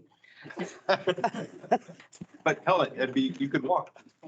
Or then. I don't have to worry about the OWI. My name is Helen Rodish. I live at 109 13th Street. Been a resident all my life, which doesn't mean much. I own 4 out of the 7 lots that are done. There's 4 people that would be affected by being residential in the area. First of all, for 5 minutes, you've covered so much that there's no way, and you already know I'm not going to make it. And I'm not even going to try, but I'll keep going. One of the things with Vicky, she brought up about the alley between 11th and 12th. I got a letter from Brian. Yeah, thank you, Ryan, and it stated that because of the not because of the funding, it's because that they could not get a contractor to come in and do that. And they wanted to include 7 or 8 or more alleys into the funding of doing like the ones that have had the drainage put in. So it wasn't because of the funding being spent elsewhere. It was because of the fact is that no one would bid on that one alley because it was too small of a project. If I may respond to that. That's not what I made reference to. In the past, they just got to funding. I'm speaking of in the past, as I have stated for 5 to 15 years. Yes. Okay. But You're right, but I wasn't speaking like right now, and it's not. And I've been sitting in on the meetings okay. and I've been, you know, in on the communication, and I do understand and keep up to where we're going now. Okay. With, I wanted to make it clear to everybody else also that the funding was there, but they took the funding away because the fact is that they only had the one alley and there was no contractor that would take such a small project. And I have a copy of it if anybody in this room wants it. but at one time, Miss Helen, I was speaking at one time, the Yes. funding was there Yeah.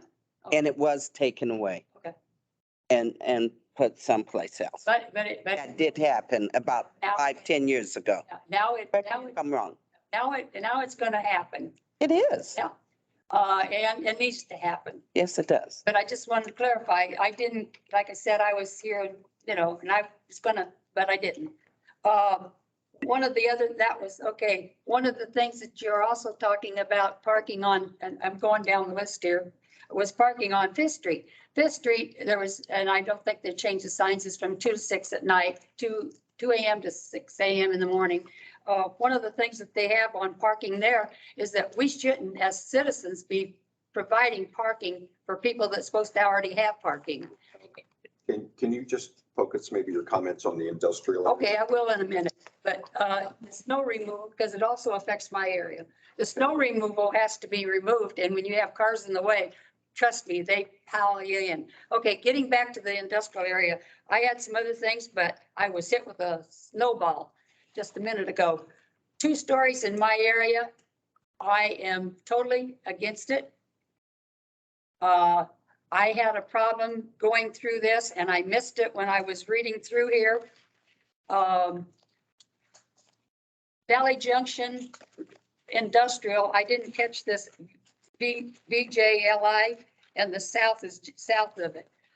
Our area is totally different when it comes to light industrial than it is what they would be doing on the south side. You put a bar on my side, not a council member will be asleep at night when they keep me up. I never know. I'm a night person anyway, but that's not the point. The thing of it is, going with 2 stories, you're not only going with 2 stories, you're going with more people that'll be in the area. It's supposed to be, from what I understood, small businesses were supposed to be coming in, taking into things and not having the amount of people going up in the 2 stories. It is not something on the north side that is consistent with the areas. Yes, some of the buildings are 30 feet, and you got to have a 30 feet to put a ladder in with fire stations at. And they have, and doing industrial, they have to hire higher buildings. But to put actual 2 stories of buildings, like you said, mezzanines, it's not, does not qualify it as a 2-story. But when you put in businesses and stuff on top of that, no, I am totally against that. If you want to put a 2-story next to my property and have it 20 feet away, I'm going to tell you, you better put it 50 feet away, because I am not going to stand for having to put up with 2 stories looking out my yard out of 2-story building. I mean, this really took me off guard to catch the word 2 stories. 2 stories, if you come along Railroad Avenue on the north side, which you have the pictures of them, they are consistent.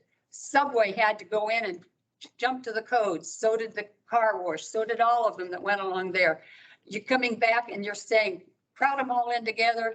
Like maybe, I'm not sure if I was understanding it, but a strip mall of businesses on the properties that are around me. No, I'm not for it, and I'm going to stick to it. So I want you to discuss that 2-story stuff being on the north side. I can understand the south side because it's undeveloped parcels. That south side was never in Valley Junction all the years that I've ever lived here, but now it is. And I understand it's great development and everything, but it does not coexist with the concrete blocks and the stuff that the people along Railroad Avenue done. I talked to the guy at Subway and he's going, frustrated, and because of business, he can't be here. Richard, which was across the alley from me, works late and he can't get off of work or he'd be here, but I'm not sure where he'd be at. We have 2 lots between it across the alley from me, and the guy's just waiting for the alley to be paved or whatever, and I'm not sure where he's coming from because it changes. I do not know where he's coming from, but he has 2 lots, which is 100 feet. And you're talking 20 feet on this side, or you're talking 20 feet where the business side? Is it going to be 20 out of 100, at least 60 foot? Am I right on the part? Okay, if somebody has a building 30 feet or taller, they need to be 20 feet from their building to the side property lines. Okay, even if it's a business on the north side of it, still have to be 20 feet. I think that's what you have. Well, I'm just wanting to make sure I was understanding. So that leaves them a 60-foot building that's going to be 2 stories tall. Well, it could be up to 30 feet tall. 30 feet tall, but you said the word stories when they were talking here, when I was listening. Okay, a typical story is anywhere from 12 to 13 feet in height.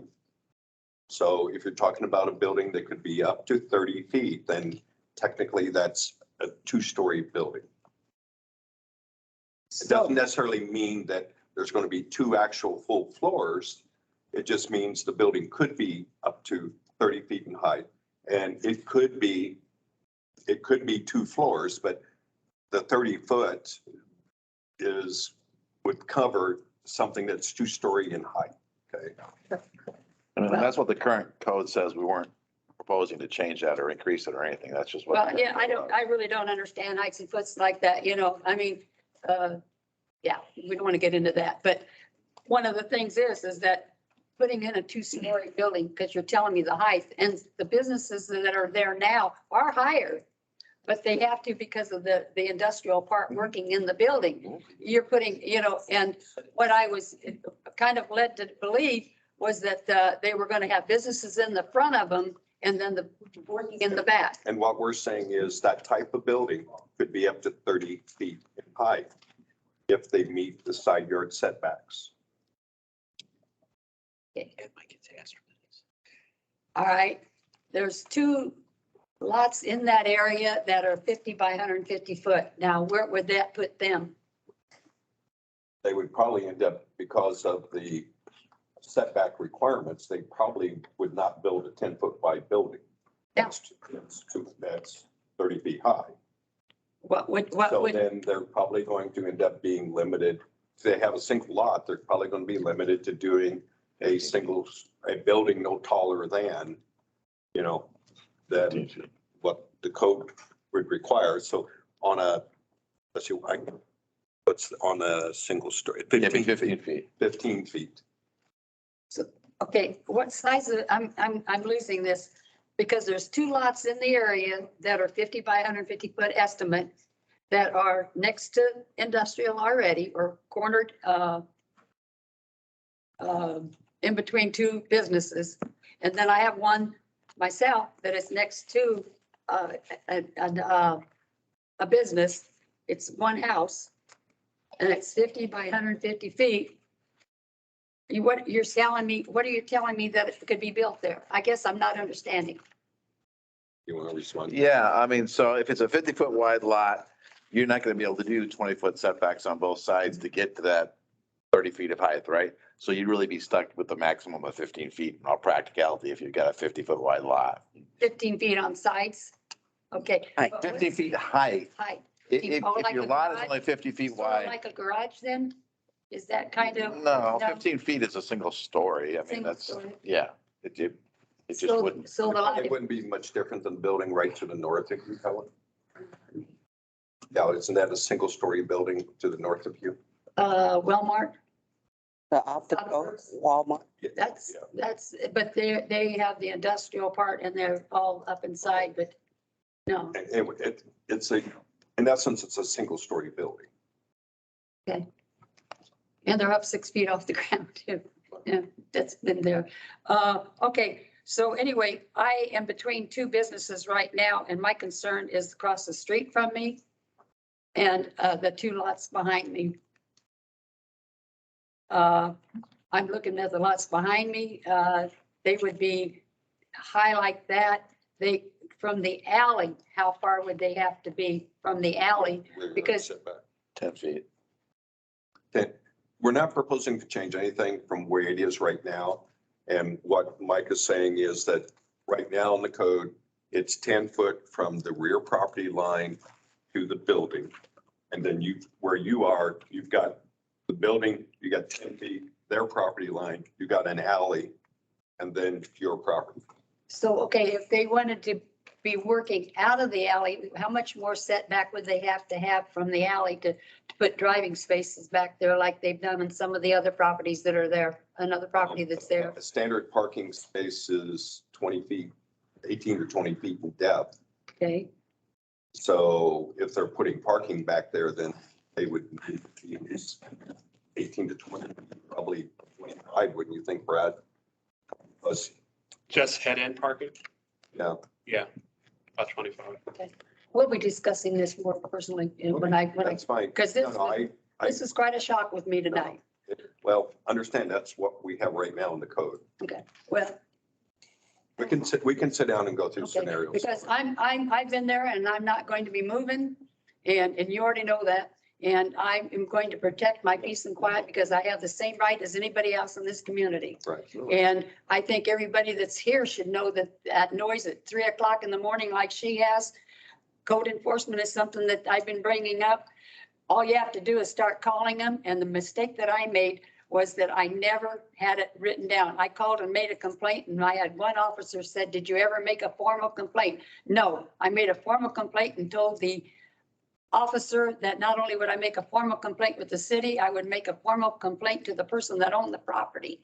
And those kids were scared to death of their dad, and they cut the race cars out.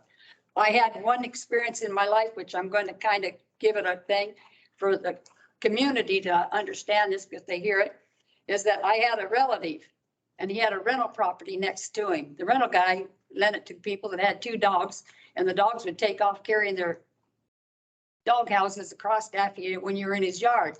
And they'd wake him up 2, 3 o'clock in the morning, and it was the best advice I ever heard. He went and called the landlord at 3 o'clock in the morning and told the landlord if he couldn't sleep, he couldn't either. And that's the same thing that I'm thinking. I can't sleep at night. Be calling. They have in the magazine that they send out, they got the mayor, the council members and everybody on there. I'll start calling them and leaving them messages because we think we should have the rights. We are acting like we're doormats in our community, which they're not here tonight, but we're acting like doormats that, oh, well, this is the way it is. It's just the way it is. Well, we have a right to speak up, and we have a right to have code enforcement come through. I had talked to at different times, and I'm not sure who I said, but I've talked about here in this meeting that on not 119 3rd Street, a Holtz went in there. They put in 1 car space when they bought the place, and they came in and rocked it all and put parking. I don't want this happening in my area. If it's going to be there, it's going to be there. I will go along. I have a good rapport with the people I have because I went over and told them what it was. Okay, getting back to the other thing that like I said, I got. And Helen, Right away here. Helen, get back on to Helen, something else. I just want to be considerate of your time. I know this is your air, so we've given you some extra minutes. I got just one other thing here that I'm going to talk about. In this industrial zoning that they have for both sides or just my side alone, what is it for 24-hour businesses running out of there and pounding at 3 o'clock in the morning? What is the code for them having third shifts that are going to be out making noise? What is that? How is that going to affect? That's a really good question. That's code enforcement. Anybody does any operations, they're bound by the noise ordinance, okay? So if they're violating the noise ordinance, they're not supposed to be doing that. Whether it's a retail business, an office, an industrial use. Yes, so it would be, and they can't be out working in the yard in the No. back. Okay, because that's something that Yeah. I've had problems with in the past. Yeah. Well, and one of the things that we're proposing is that they're not going to be outdoor uses where they're doing assembly or storing stuff, things of that nature. That's all conducted inside the building. I missed that. I mean, I missed part of that where you said they had to work inside the building. Right. I didn't hear it. Okay, I have other issues, but I will, because of time limit, I will be back next week and we will be going over the other 2 districts that I have, and one's not even in here. But the one thing I do want to know about is, which is not with this, is what they do with childcare. Yeah, and that's going to be a very important issue for the whole residential, but it's bad. I have a lot more, but I'll be a little more organized after you throw me a curve tonight. And I'll say this to Helen and everybody, people have questions that maybe they can't get answered here or whatever. You're perfectly fine to send us an email, send us a letter, what have you, and we'll try to answer those questions for people. So you don't have to necessarily just do it here. We can try to get answers for you ahead of time, even on some questions that you might have. Like I said, I missed that VI whatever and stuff, but Valley Junction, north side is totally different land usage than what you're proposing for the south. Well, And correct. yeah. And I think I think that's what he said, because on the north side it'd be more brick and not, okay. It's absolutely different. And of course, thank you. Thank you, Helen, for your input. Did we want to see that? You have You had a question earlier. They answered it already. Okay. Any public comment? Yes. Yeah, Kelly Wilson, 112th Street. I also live across the street from Helen. We've heard stories about the guy down on, not sure the number of that lot is, the end of 12th Street, wanting to put in like a mini storage type thing.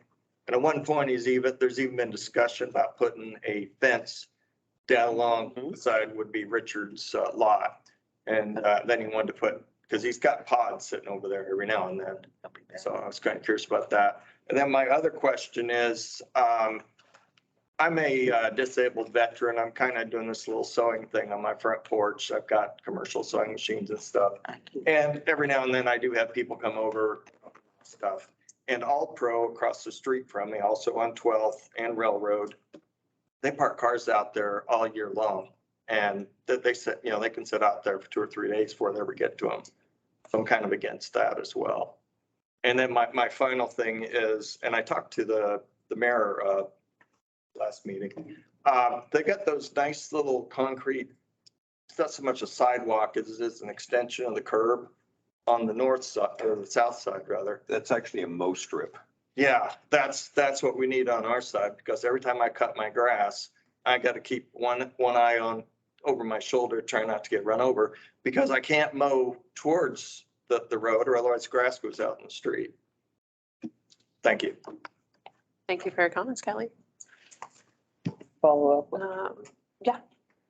Just out of curiosity, you talked about storage units. Is that wouldn't fit in this use, correct? That's not a particularly a use that we recommend. You are allowed to have temporary storage units for like construction, things of that nature. As far as the permanency of those types of things, it's always kind of tough because technically the time starts when you have it there and they're mobile. So they can have it there for a while, move it a day, bring it back the next day, and the clock starts over. So there's that's something that's been kind of a little bit tougher to enforce. And in terms of permanent mini storage units or whatever, right, self-storage, right now, and it would stay the same under the proposal. You couldn't do it north of Railroad in the light industrial area, but you could do it south of Railroad right now anyway.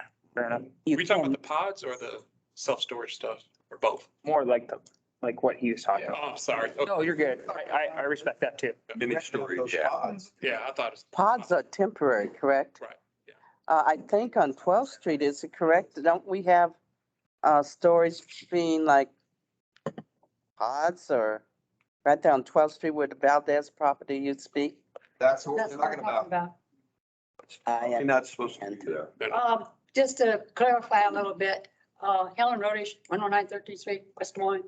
Okay, one of the things with those pods and stuff, he had them on the dirt, and the city came back in code enforcement, had him move them, but he wants to move them back, but, just to get, violate code or whatever. And the thing of it is, he had to have it paved, and it's not paved. It's the same thing that they have the parking on, not there, because it's code enforcement part, but they had taken care of part of that for now. But who knows when he'll be bringing them back. But he had them there for a long time sitting on soil, and that was not something that they could do. Right. And that's happening throughout Valley Junction where they're not doing pavement. They can sit on a paved? Pod can sit on a paved? They're supposed to be temporary. Temporarily. It's like you're not supposed to be parking car on grass. You're supposed to have a Right. type of surface. Paved, surface. Next for public comment. Okay, our spot is the post. Can't name it. My name is Linda Hurley, and I'm in with post WDFW 8879. And our spot is the Gymnastics. Okay. So I'm just wondering, my question is, are they changing the Valley Junction historical with a 3-story and instead of the 2-story? Because we're seeing a lot of building going up, and then the one. Are you talking about on Fifth Street? Yeah. Okay. Fifth Street. The subcommittee or the steering committee came up with recommendations, and I can sit down and go through that with you later, but basically you can go one story higher than your neighbors, and your neighbors is the building to the north, the building to the south, as well as any building across the alley. And so if you've got a 3-story building on each side, north and south, but across the alley, it's only a 1-story building, you could only do 2-story. Okay, and then they're building more new building at the end, close to the railroad. That's a 1-story building. That's a single story, okay. So I was wondering about. Thank you. Sure. Thank you, Linda. Any other comment about the mixed industrial area? Okay, then we'll go ahead at this. What was the ruling on the self-storage units? But was that gonna be, like the U-Haul self-storage, not the lines? What was that you said about that? So right now, they would not be allowed north of Railroad. Right now, they would be allowed south of Railroad in the general industrial area, and we weren't proposing to change that. Thank you. Okay, anyone else? All right, we'll go ahead and close public comment at this time. Debbie has, she. I just wanted to clarify, I haven't been to Holiday Park for a long time, but in that area, is it still all, not the part that we're discussing, but the adjacent part? Is that still softball fields, pool, basically a recreational area? Yeah, all the way over, Debbie, this is Clyde, all the way over to 9th Street. North, there's an alleyway between, kind of separates the residential and the commercial area from Holiday Park. And it goes all the way over to 9th from, I forget the name of the street, the north-south street there over by the townhomes. And in connection with that, what would be the transition then from that very, very family-friendly area that goes back to Herman Raz, and it was called Annie's Bottoms, his wife Anna Craig. So it goes way back to the beginnings of Valley Junction. What is going to be the transition then from that to what would be taller buildings, potentially light industrial, et cetera? How are those two going to live in harmony with each other? Could that be a way to incorporate some of that artwork that Aaron was talking about? I mean, you're gonna have screen, are you talking about like the backs of the buildings that back up to Holiday Park there? Well, I'm basically talking about the preserving the family-friendly area and not having it be seemingly hidden behind a lot of more massive structures. Because I think it is a valuable area for families to go to, especially in this part of West Des Moines. Debbie, this is Clyde. You've got only a couple vacant properties in that stretch from 9th over to 14th Street. And you have one residence there. Anything new that would get built there would require some type of, they can't, right now, those buildings basically go about right up to the property line. In the future, they would have to meet a setback requirement. If anybody, say, cleared the site, wanted to build a new building, they would have to comply with the setback requirements. And Julie has her hand up too. Does that answer your question, Debbie? Well, I always try to imagine what it looks like, not from an aerial view, which a lot of times we see pictures from a little bit of an elevated perspective, but from what it's like when you're driving into an area or when you're doing a bike ride or a walk by yourself or with other people. I like to think of it from the pedestrian perspective. So that's what I'm thinking about. How will this be viewed going into it with the potentiality of what could develop as opposed to what exists now? That's my question. And I think too, like looking at the map here where the softball fields are that kind of back up to the kind of the industrial area there. maybe that is an opportunity for, there's obviously going to be screening there, but maybe that's an opportunity for some of those murals on the buildings too. So it gives people something to kind of look at and kind of create more of that family-friendly environment. And so people are, watching their kids play baseball or softball, they have some more of those imageries and that art that encompasses into the area maybe. We have planned for a mural on the east side of the Eddie Davis Community Center. Yeah, I would echo that too. Mike and I did look at the pedestrian kind of hill along that. And I do think it lends itself to more of a greenway sculpture walk versus severe fencing. And it's nice. We went back there. Currently, it's a nice kind of walk of green space. So I would echo that. I think that could be a really great application there. And And as a follow-up, I was just going to say, I think you just said one of the magic phrases, and that is a sculpture walk. And I remember back in the days of the Phoenix discussion, which evidently is going to be coming up again, one of the desires, and Mike, of course, and Aaron, you were both involved with the previous master plan, was the concept of a sculpture area so that people could have that kind of recreation. So I think that's a great idea to, we know what the sculpture park is like in Des Moines, and I think this would be a great marriage of that holiday park area with something that is artistic, which ties back into Valley Junction and ties back into the family-friendly area. So that's a great idea. And Julie, you have your hand up? Oh, yeah, I just wanted to comment on Holiday Park. It's near and dear. I'm there almost every day. And in fact, my son is heading there at 7:30 for practice. And I would love to see some awesome things happen there. But the reality is when you're a baseball parent, you already have the backdrop of the waste or the water treatment plant, and it's actually kind of cool. But it's really not going to be scenic. And when you're there, you really care about shade and grass area to put your tent and that kind of thing. So in my opinion, I would rather see the property be used to its fullest potential as a light industrial property and less about the impact on Holiday Park, because it's already industrial feeling as it is. But like I said, I'd be all for some creative ideas. But in terms of this master plan, I'd love any available space to be more cognizant toward makerspace, even indoor rec, those kinds of things, than worrying about Holiday Park.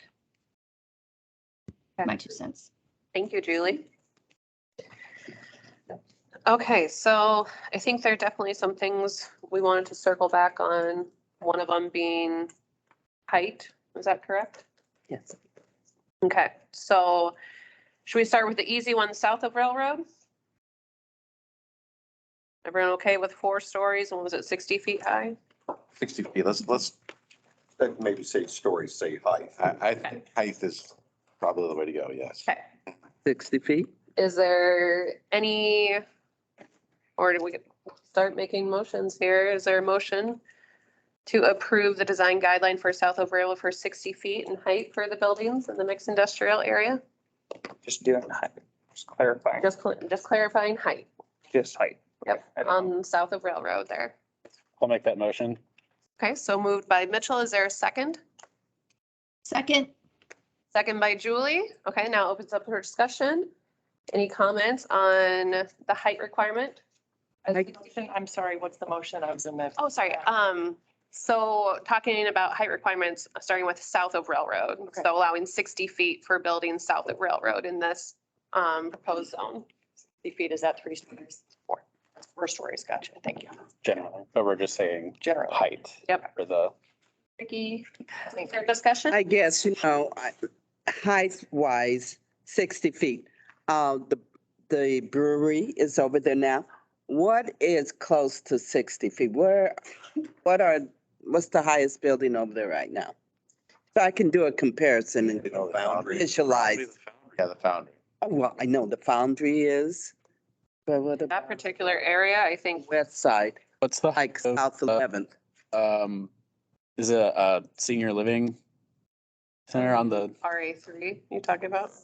yeah, I mean, I would truthfully guessing, so, I mean, I think it's, I know over there, like where the ballet is, those buildings are on the west side of South 11th. South 11th. They're 2-story and they got taller ceilings in there, so I don't know.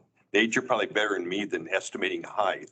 I would have to go look at them. I'm trying to picture what building you're even talking about. Well, you should just. Have the They're like. you have Fox two, Brewing Company. two rivers. South of Fox Brewing. It's, yeah, it's two Can't imagine they're stories. anywhere close to 60 foot though. For a frame of reference, a bowling lane is 60 feet. I just Googled it. What is There it? you go. Well, there for you. Vertical. Bowling lane. Horizontal, but Yeah. Any opposition? What's your, I guess, if we're discussing which, No, I'm just trying to visualize what 60 feet may look like. Mhm. And I know the Two Rivers Door Company is there, and of course the brewery. I'm speaking of South 11th. So I just wanted to visualize. What did we guess the Foundry building was height wise? That's at least 60, if not taller. Because, I mean, when we were looking at that building, you could easily put a second floor in there and not even notice it. So you're talking about 30 feet. that would be the height of That's it. what? Yeah. About all the way on the south. Likely mark, yeah. Does that seem, Make room for the train. any other discussion? what was your thought on that, Vicky? I don't know, that's awfully high. I thought, the Foundry is high. And of course, I thought it was higher than 60. It'll get lower with those buildings. At least seemed that way, right? Let's stick out like a thumb. And again, I think too, it's important to think about the use of these buildings too. When I think of makerspaces, I think of mainframe downtown too, and they have multiple floors and multiple stories to provide artists and, makers, kind of that incubator space. So again, I think the more spaces you have available and more options there. I don't think mainframe is 60 foot, do you? I think it's 4 stories. Their first Friday is coming up this Friday, if you wanted to go check it out, by the way. Yeah. And same thing, indoor recreation, indoor batting cages or indoor driving ranges or something, I don't know. But you're gonna want some of that those higher ceilings, especially with breweries too, because you have to have such high mechanicals in order to brew the beer and everything. So I think we definitely have to be cautious of some of those options too, as far as requirements for height. So To give ourselves more options. will we have any issue with sight? I'm thinking of as you go up, taking away the sunlight area, lighted area in and around the neighborhood. So south On the of, south side. south, you've got bigger setbacks too. You're required a 40-foot front setback, 35-foot rear setback, 35-foot side back. So if That you want to go high, you're going to be farther away from the side. That helps. Okay, I'm fine with it. Okay. Any other discussion? Because you have Dixie and several other factors that are larger. We ready to vote? Would you like a roll call vote? Are you taking Okay. this all in one or are you doing separate then? We'll do separate. We'll do a roll So we're call. just doing south of Railroad. South of Railroad, yes. A maximum height of 60 feet. Okay, let's do roll call. Hmm. So, Nate, Yeah. yes. Meredith? Yes. Oh, hold on, sorry. Mark Bayak. Yes. Scott Hatfield is gone. Scott Cutler. Yes. Catherine Harrington. Yes, thank you. Vicky. Yes. Leo. Yes. Mitchell. yes. Ralph. Yes.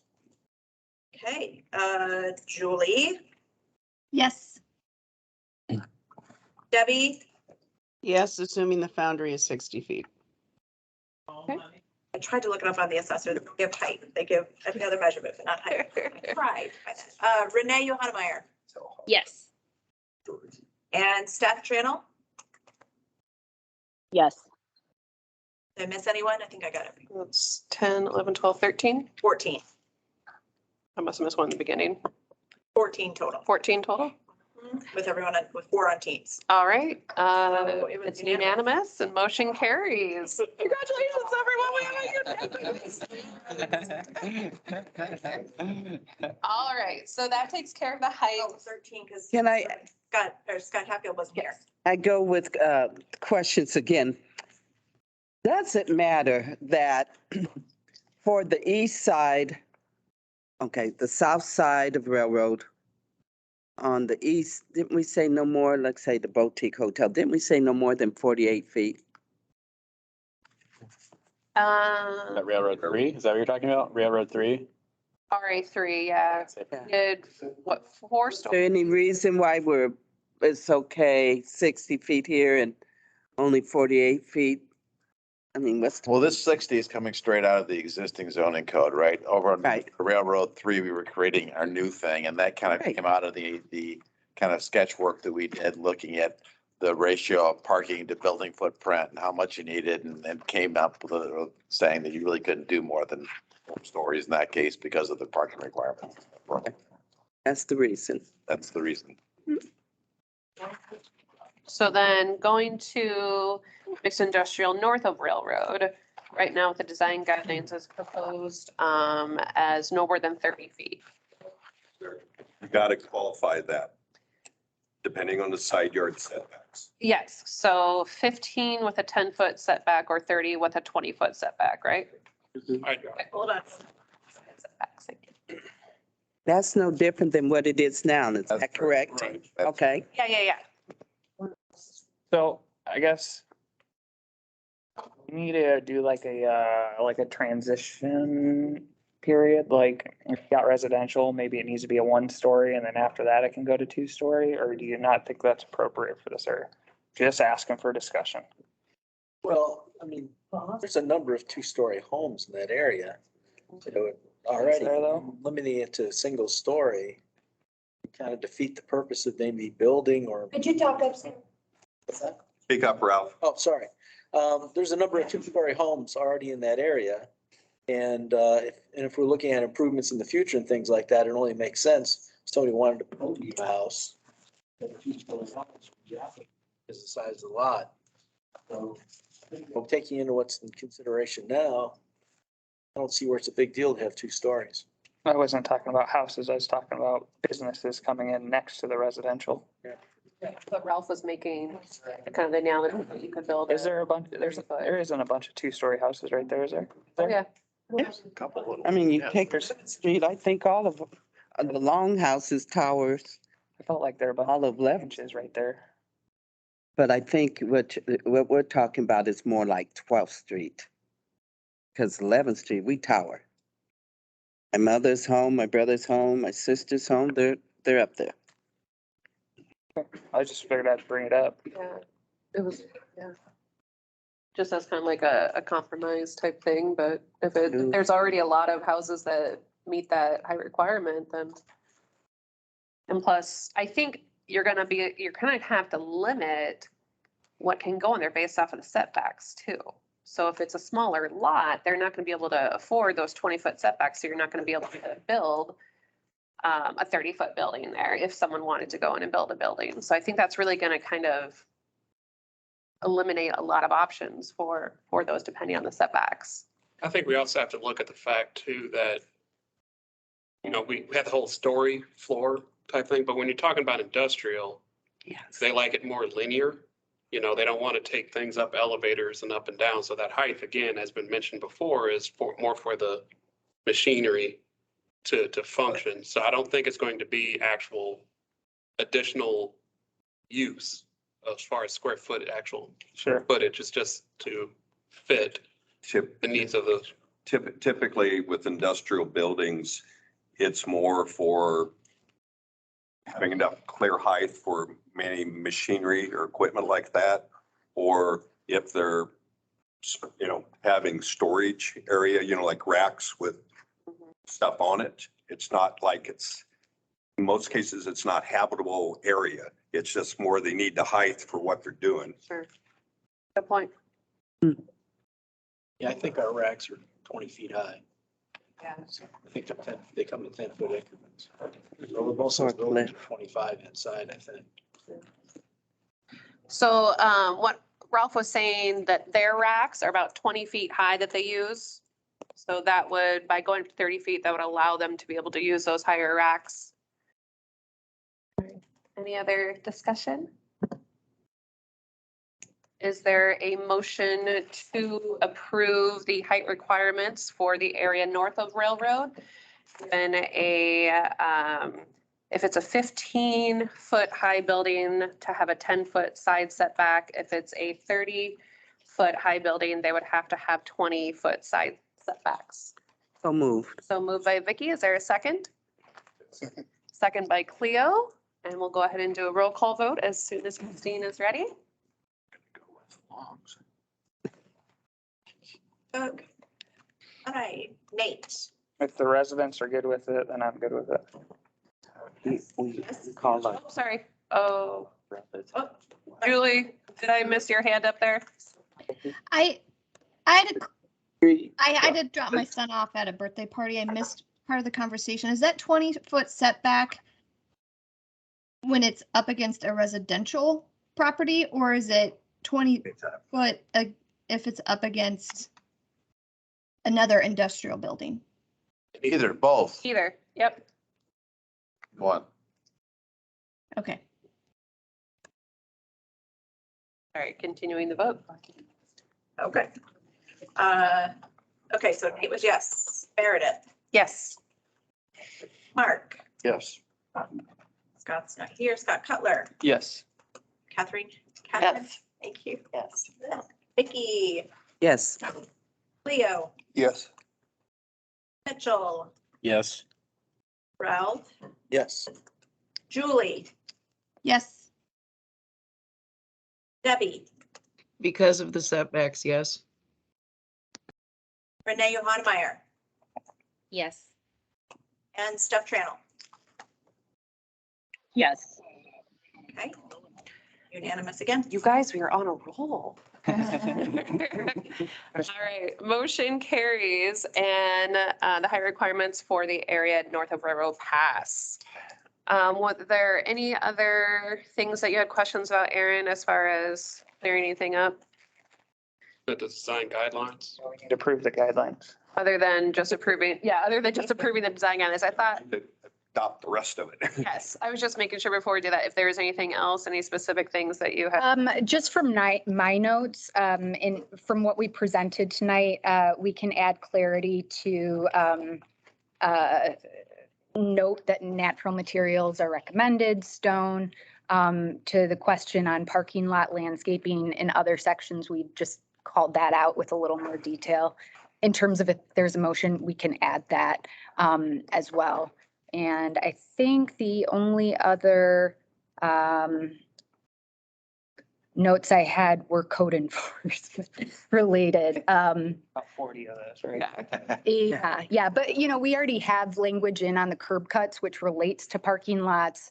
And so we can add that language, yeah. I had a question versus screening, opaque versus semi-opaque. Mhm. You need to clarify that, or?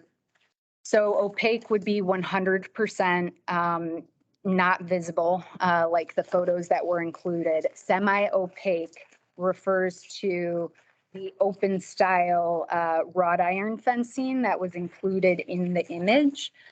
So that would be, if you want to make a motion on moving both those forward, opaque, as we did with the railroad buffering, that was all opaque, yeah. Okay. Is there a motion to approve opaque and semi-opaque? I have a, The whole design guidelines, are we doing pieces of them? What are we? Well, I was just pointing out ones that she had questions on. So we don't have to, we can approve the design guidelines as it is, because right now it does say opaque and semi-opaque. Yeah, it was only if folks had issues. I think a lot of cases, it really depends on where it's being used. Okay. And it would also have to go back to, which is already in the guidelines, the fact that it's complementary of the architecture. Okay, just as long as everyone's okay with that. Yep. So I have an issue, so I want to make sure I'm understanding. So semi-opaque is like the chain link fence? No? I think we have Yeah, specific. chain link is prohibited. But it's a fence The chain link. that you can see to the other side. We're talking about like a wrought iron type of fence. Okay, I understand, but visually you can see to the other side. Correct. So I have concerns, so explain to me how that screens off open storage. Because right now we have open. Something that we would say you could use to screen storage area. In fact, the intent is you're not going to have outside storage, particularly in the area north of the railroad tracks. That's what I'm speaking of. Yeah, so ultimately, we would like to get rid of all the outside storage, or what's there now would be screened and there wouldn't be any future outside storage areas. Okay, so if it's going, what's there now, it's going to be screened, are we going to require opaque? That's what I would recommend, that if you have any existing outside storage areas, we work with those property owners to get them properly screened. So you want to make a, They're legal not, oh, I'm sorry, go ahead. I was gonna say, do you want to put language in there for like if there is or something? Is that what you're trying to go at? I see this plan as we've been discussing it.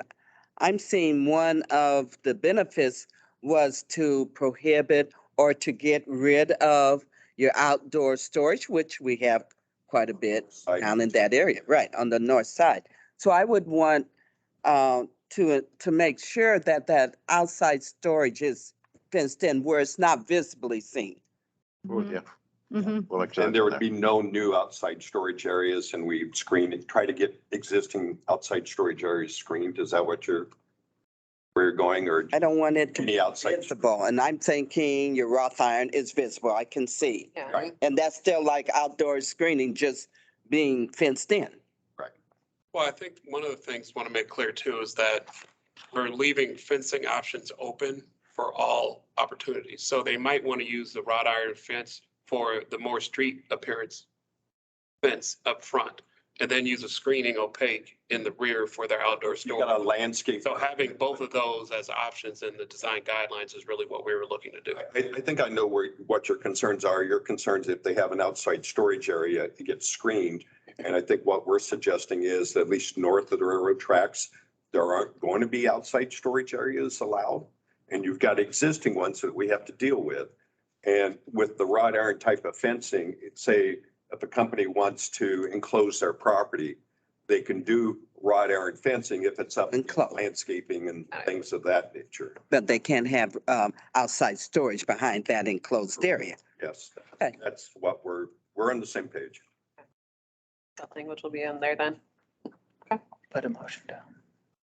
and maybe one thing to add, or I guess I have a question. People would have an issue if they wanted to put fencing up to like a sight line, like a corner, right? For like They're a safety triangle or whatever. has requirements in terms of visibility at vision triangles. Yeah, so like we'd never, like, it's in the code. We'd never see a situation where people are putting 100% opaque fencing on entire lots and Right. they're They like really really can't. sidewalking. Yeah, they have, Cut the triangle. they'd run into another problem or rule. That's, I can tell you that's one thing that development services Oh, yeah. does look at is vision triangles at entries and stuff.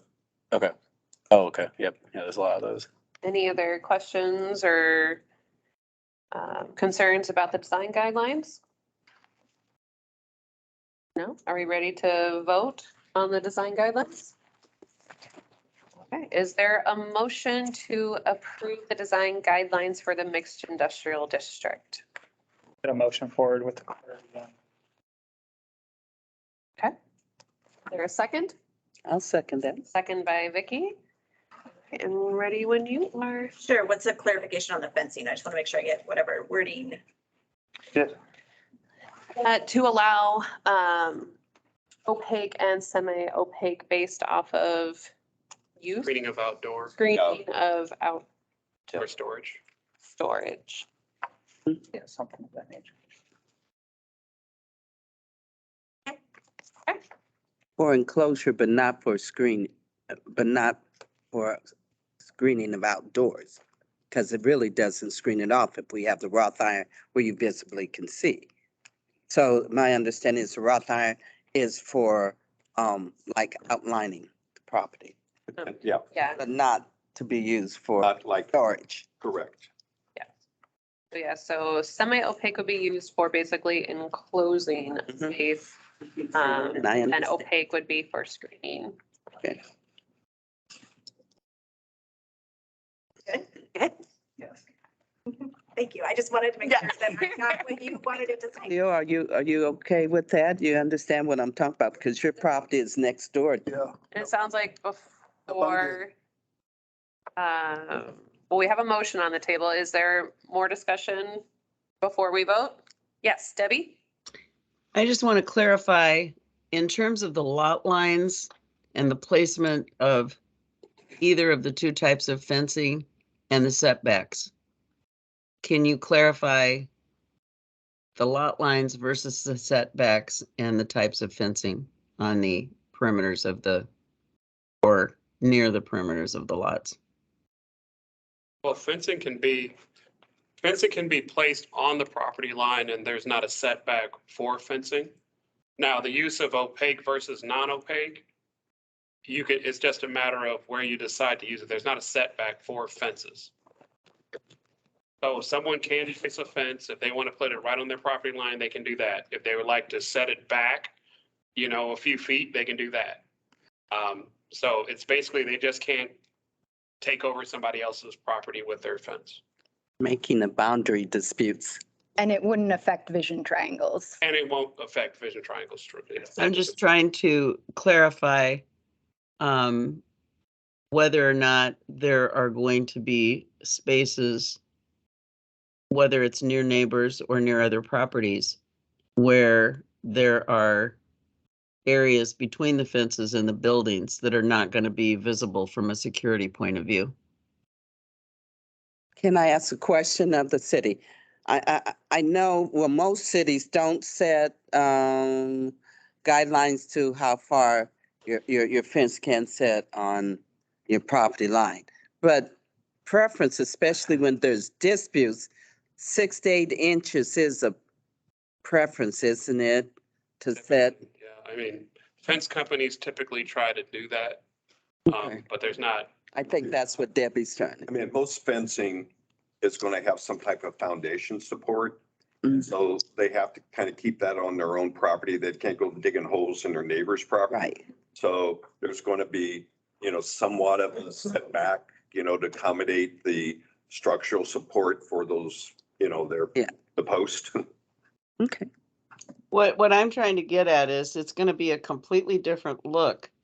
If, let's say, theoretical scenario analysis, every building that's built there has an opaque fence, essentially 6 inches from the lot line, even though there's a setback of 20 feet theoretically.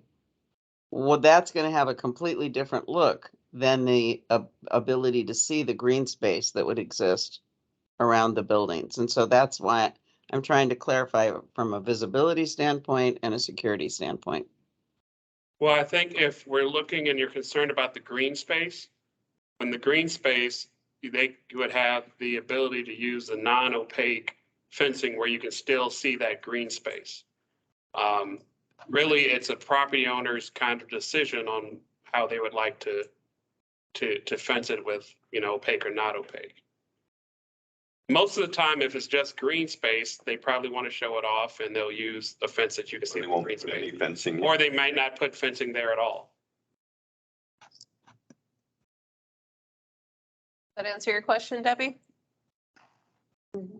Well, I'm just trying to envision what this theoretically could look like in terms of the mass of the fencing. And what is the height, maximum height of the fencing? 6 to 8. 8 feet. Would be 8 feet. Just trying to envision the potentialities. Thank you. Any other discussion? Before we vote? Okay, the motion was on the table and seconded. Ready for a vote? Okay. Nate, Yes. Meredith, Yes. Mark, Yes. Scott Cutler, Yes. Catherine, Yes. Vicky, Yes. Leo, Yes. Mitchell, Yes. Ralph, Yes. Julie, Yes. Debbie. You're muted, Debbie, I believe. Yes. Thank you. Renee Yes. and Steph. Yes. Okay, All right. again, Motion carries, unanimous vote, and the design guidelines are approved for the mixed industrial. Sharon, you have to come back to every meeting in person. That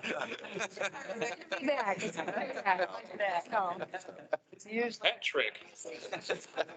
Okay, we aren't not ready to quite break up yet, so. So, I'll just stand up real quick. The one area, well, there's two areas that we haven't developed guidelines for yet, right? We've got just the general single family area that's included in our area. We don't really plan to create any additional guidelines for that. You've already got a pattern book that generally talks about design and character of that area. We're gonna reference that. We're not gonna create anything new for that. We don't see any reason to. The other area that we've got is some of the commercial areas that are typically zoned Valley Junction commercial. Stuff that's like along First where you've got gas stations and auto parts places and those kind of things. We don't have any guidelines in place for those yet. I think we probably should have some guidelines for that.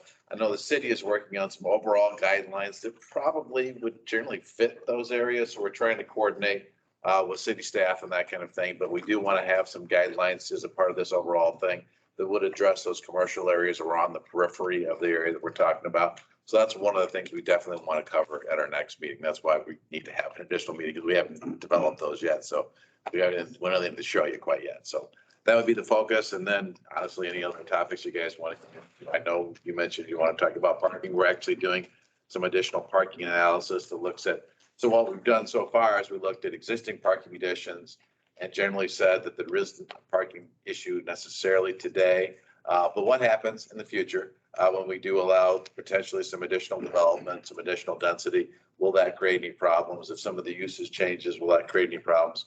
We're looking at that and we can come back and explain that to you next meeting if you want to. Okay, perfect. Any other questions or comments? A comment? Yeah. You know, I'd like to direct it to Clyde. You know, over the period of time that we spent doing this, we've heard about code enforcement questions. I think it's time maybe we work with council to actually put together an action plan for Valley Junction area for code enforcement. Agree? Yeah, that's something we've been talking about for a while, yeah. So where we can actually put somebody on the street. You only have one. Yeah. No, I mean, that we've identified that early on as a potential issue. And, you know, like Vicky said, you know, we can come up with the most fantastic plan in the world, but if there's poor execution because people are allowed to do whatever, then, you know, we wasted a lot of effort. So no, I would, as a staff perspective, I would agree. We need to do something to address code enforcement issues. I don't mean to be sharp, but I see code enforcement driving around a lot down in the alleys and places like that. But I don't see them ever stopping. They're usually driving the fastest of anybody I can see in the alley. Maybe we give them some street shoes and have them kind of walk the area during this nice time of the year where they can see it and visualize it, because it's always different when you walk it. Right. And I think that's something that both residents and business can agree on, is improving that down there, code enforcement. I think the city switched to a new app. It's called See Click Fix, where you can take a picture and report it to the city. So I think that's probably a good starting off point. But yeah, getting someone down here and talking about the issues and really, I think taking it seriously is important, because if we're going to hold, you know, new construction and rehab, you know, to a higher standard, then we need to be holding everyone to that standard as well too.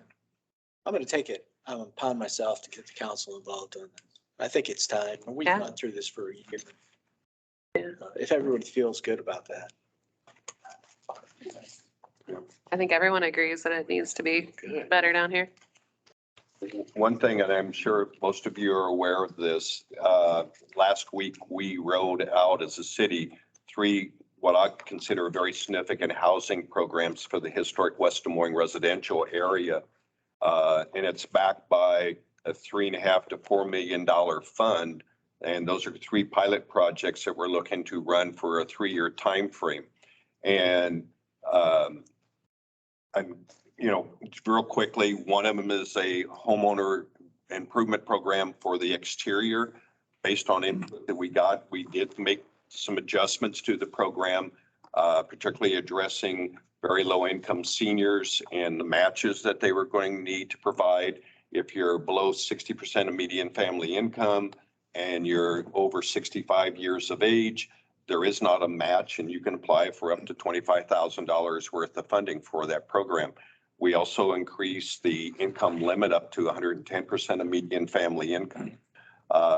And Christine's got information about the programs and the guidelines there.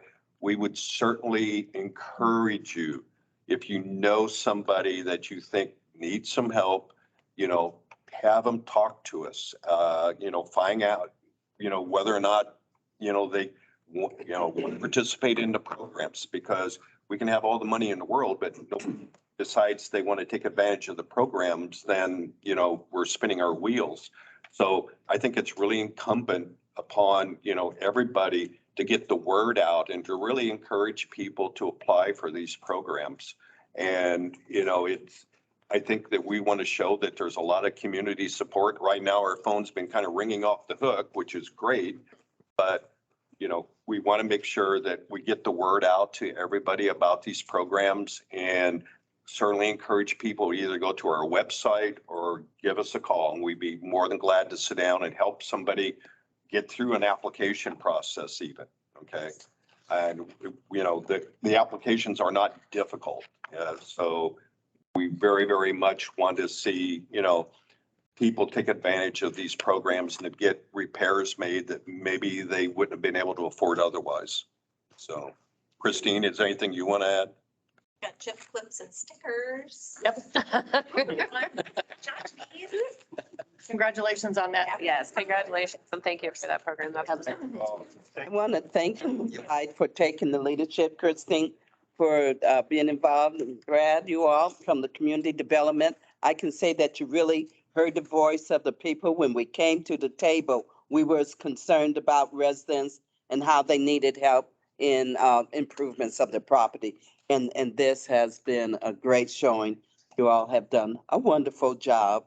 And I like hearing about the lower age, lower income, because the feedback I've been receiving for the past week since it came out is people are still apprehensive about how can I get that match? I don't have 10,000. I don't, borrow 10,000. I don't want to put my house, things like that. So you heard the voices, and I see that you've done something. I really appreciate it, and I shared that with others. So thank you.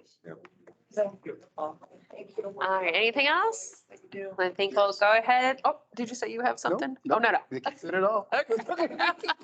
You didn't talk. You said it all. Hey, You said it all. All right, I think we'll go ahead and adjourn tonight's meeting. Thank you, everyone, for a wonderful meeting. Doing the thing. They hear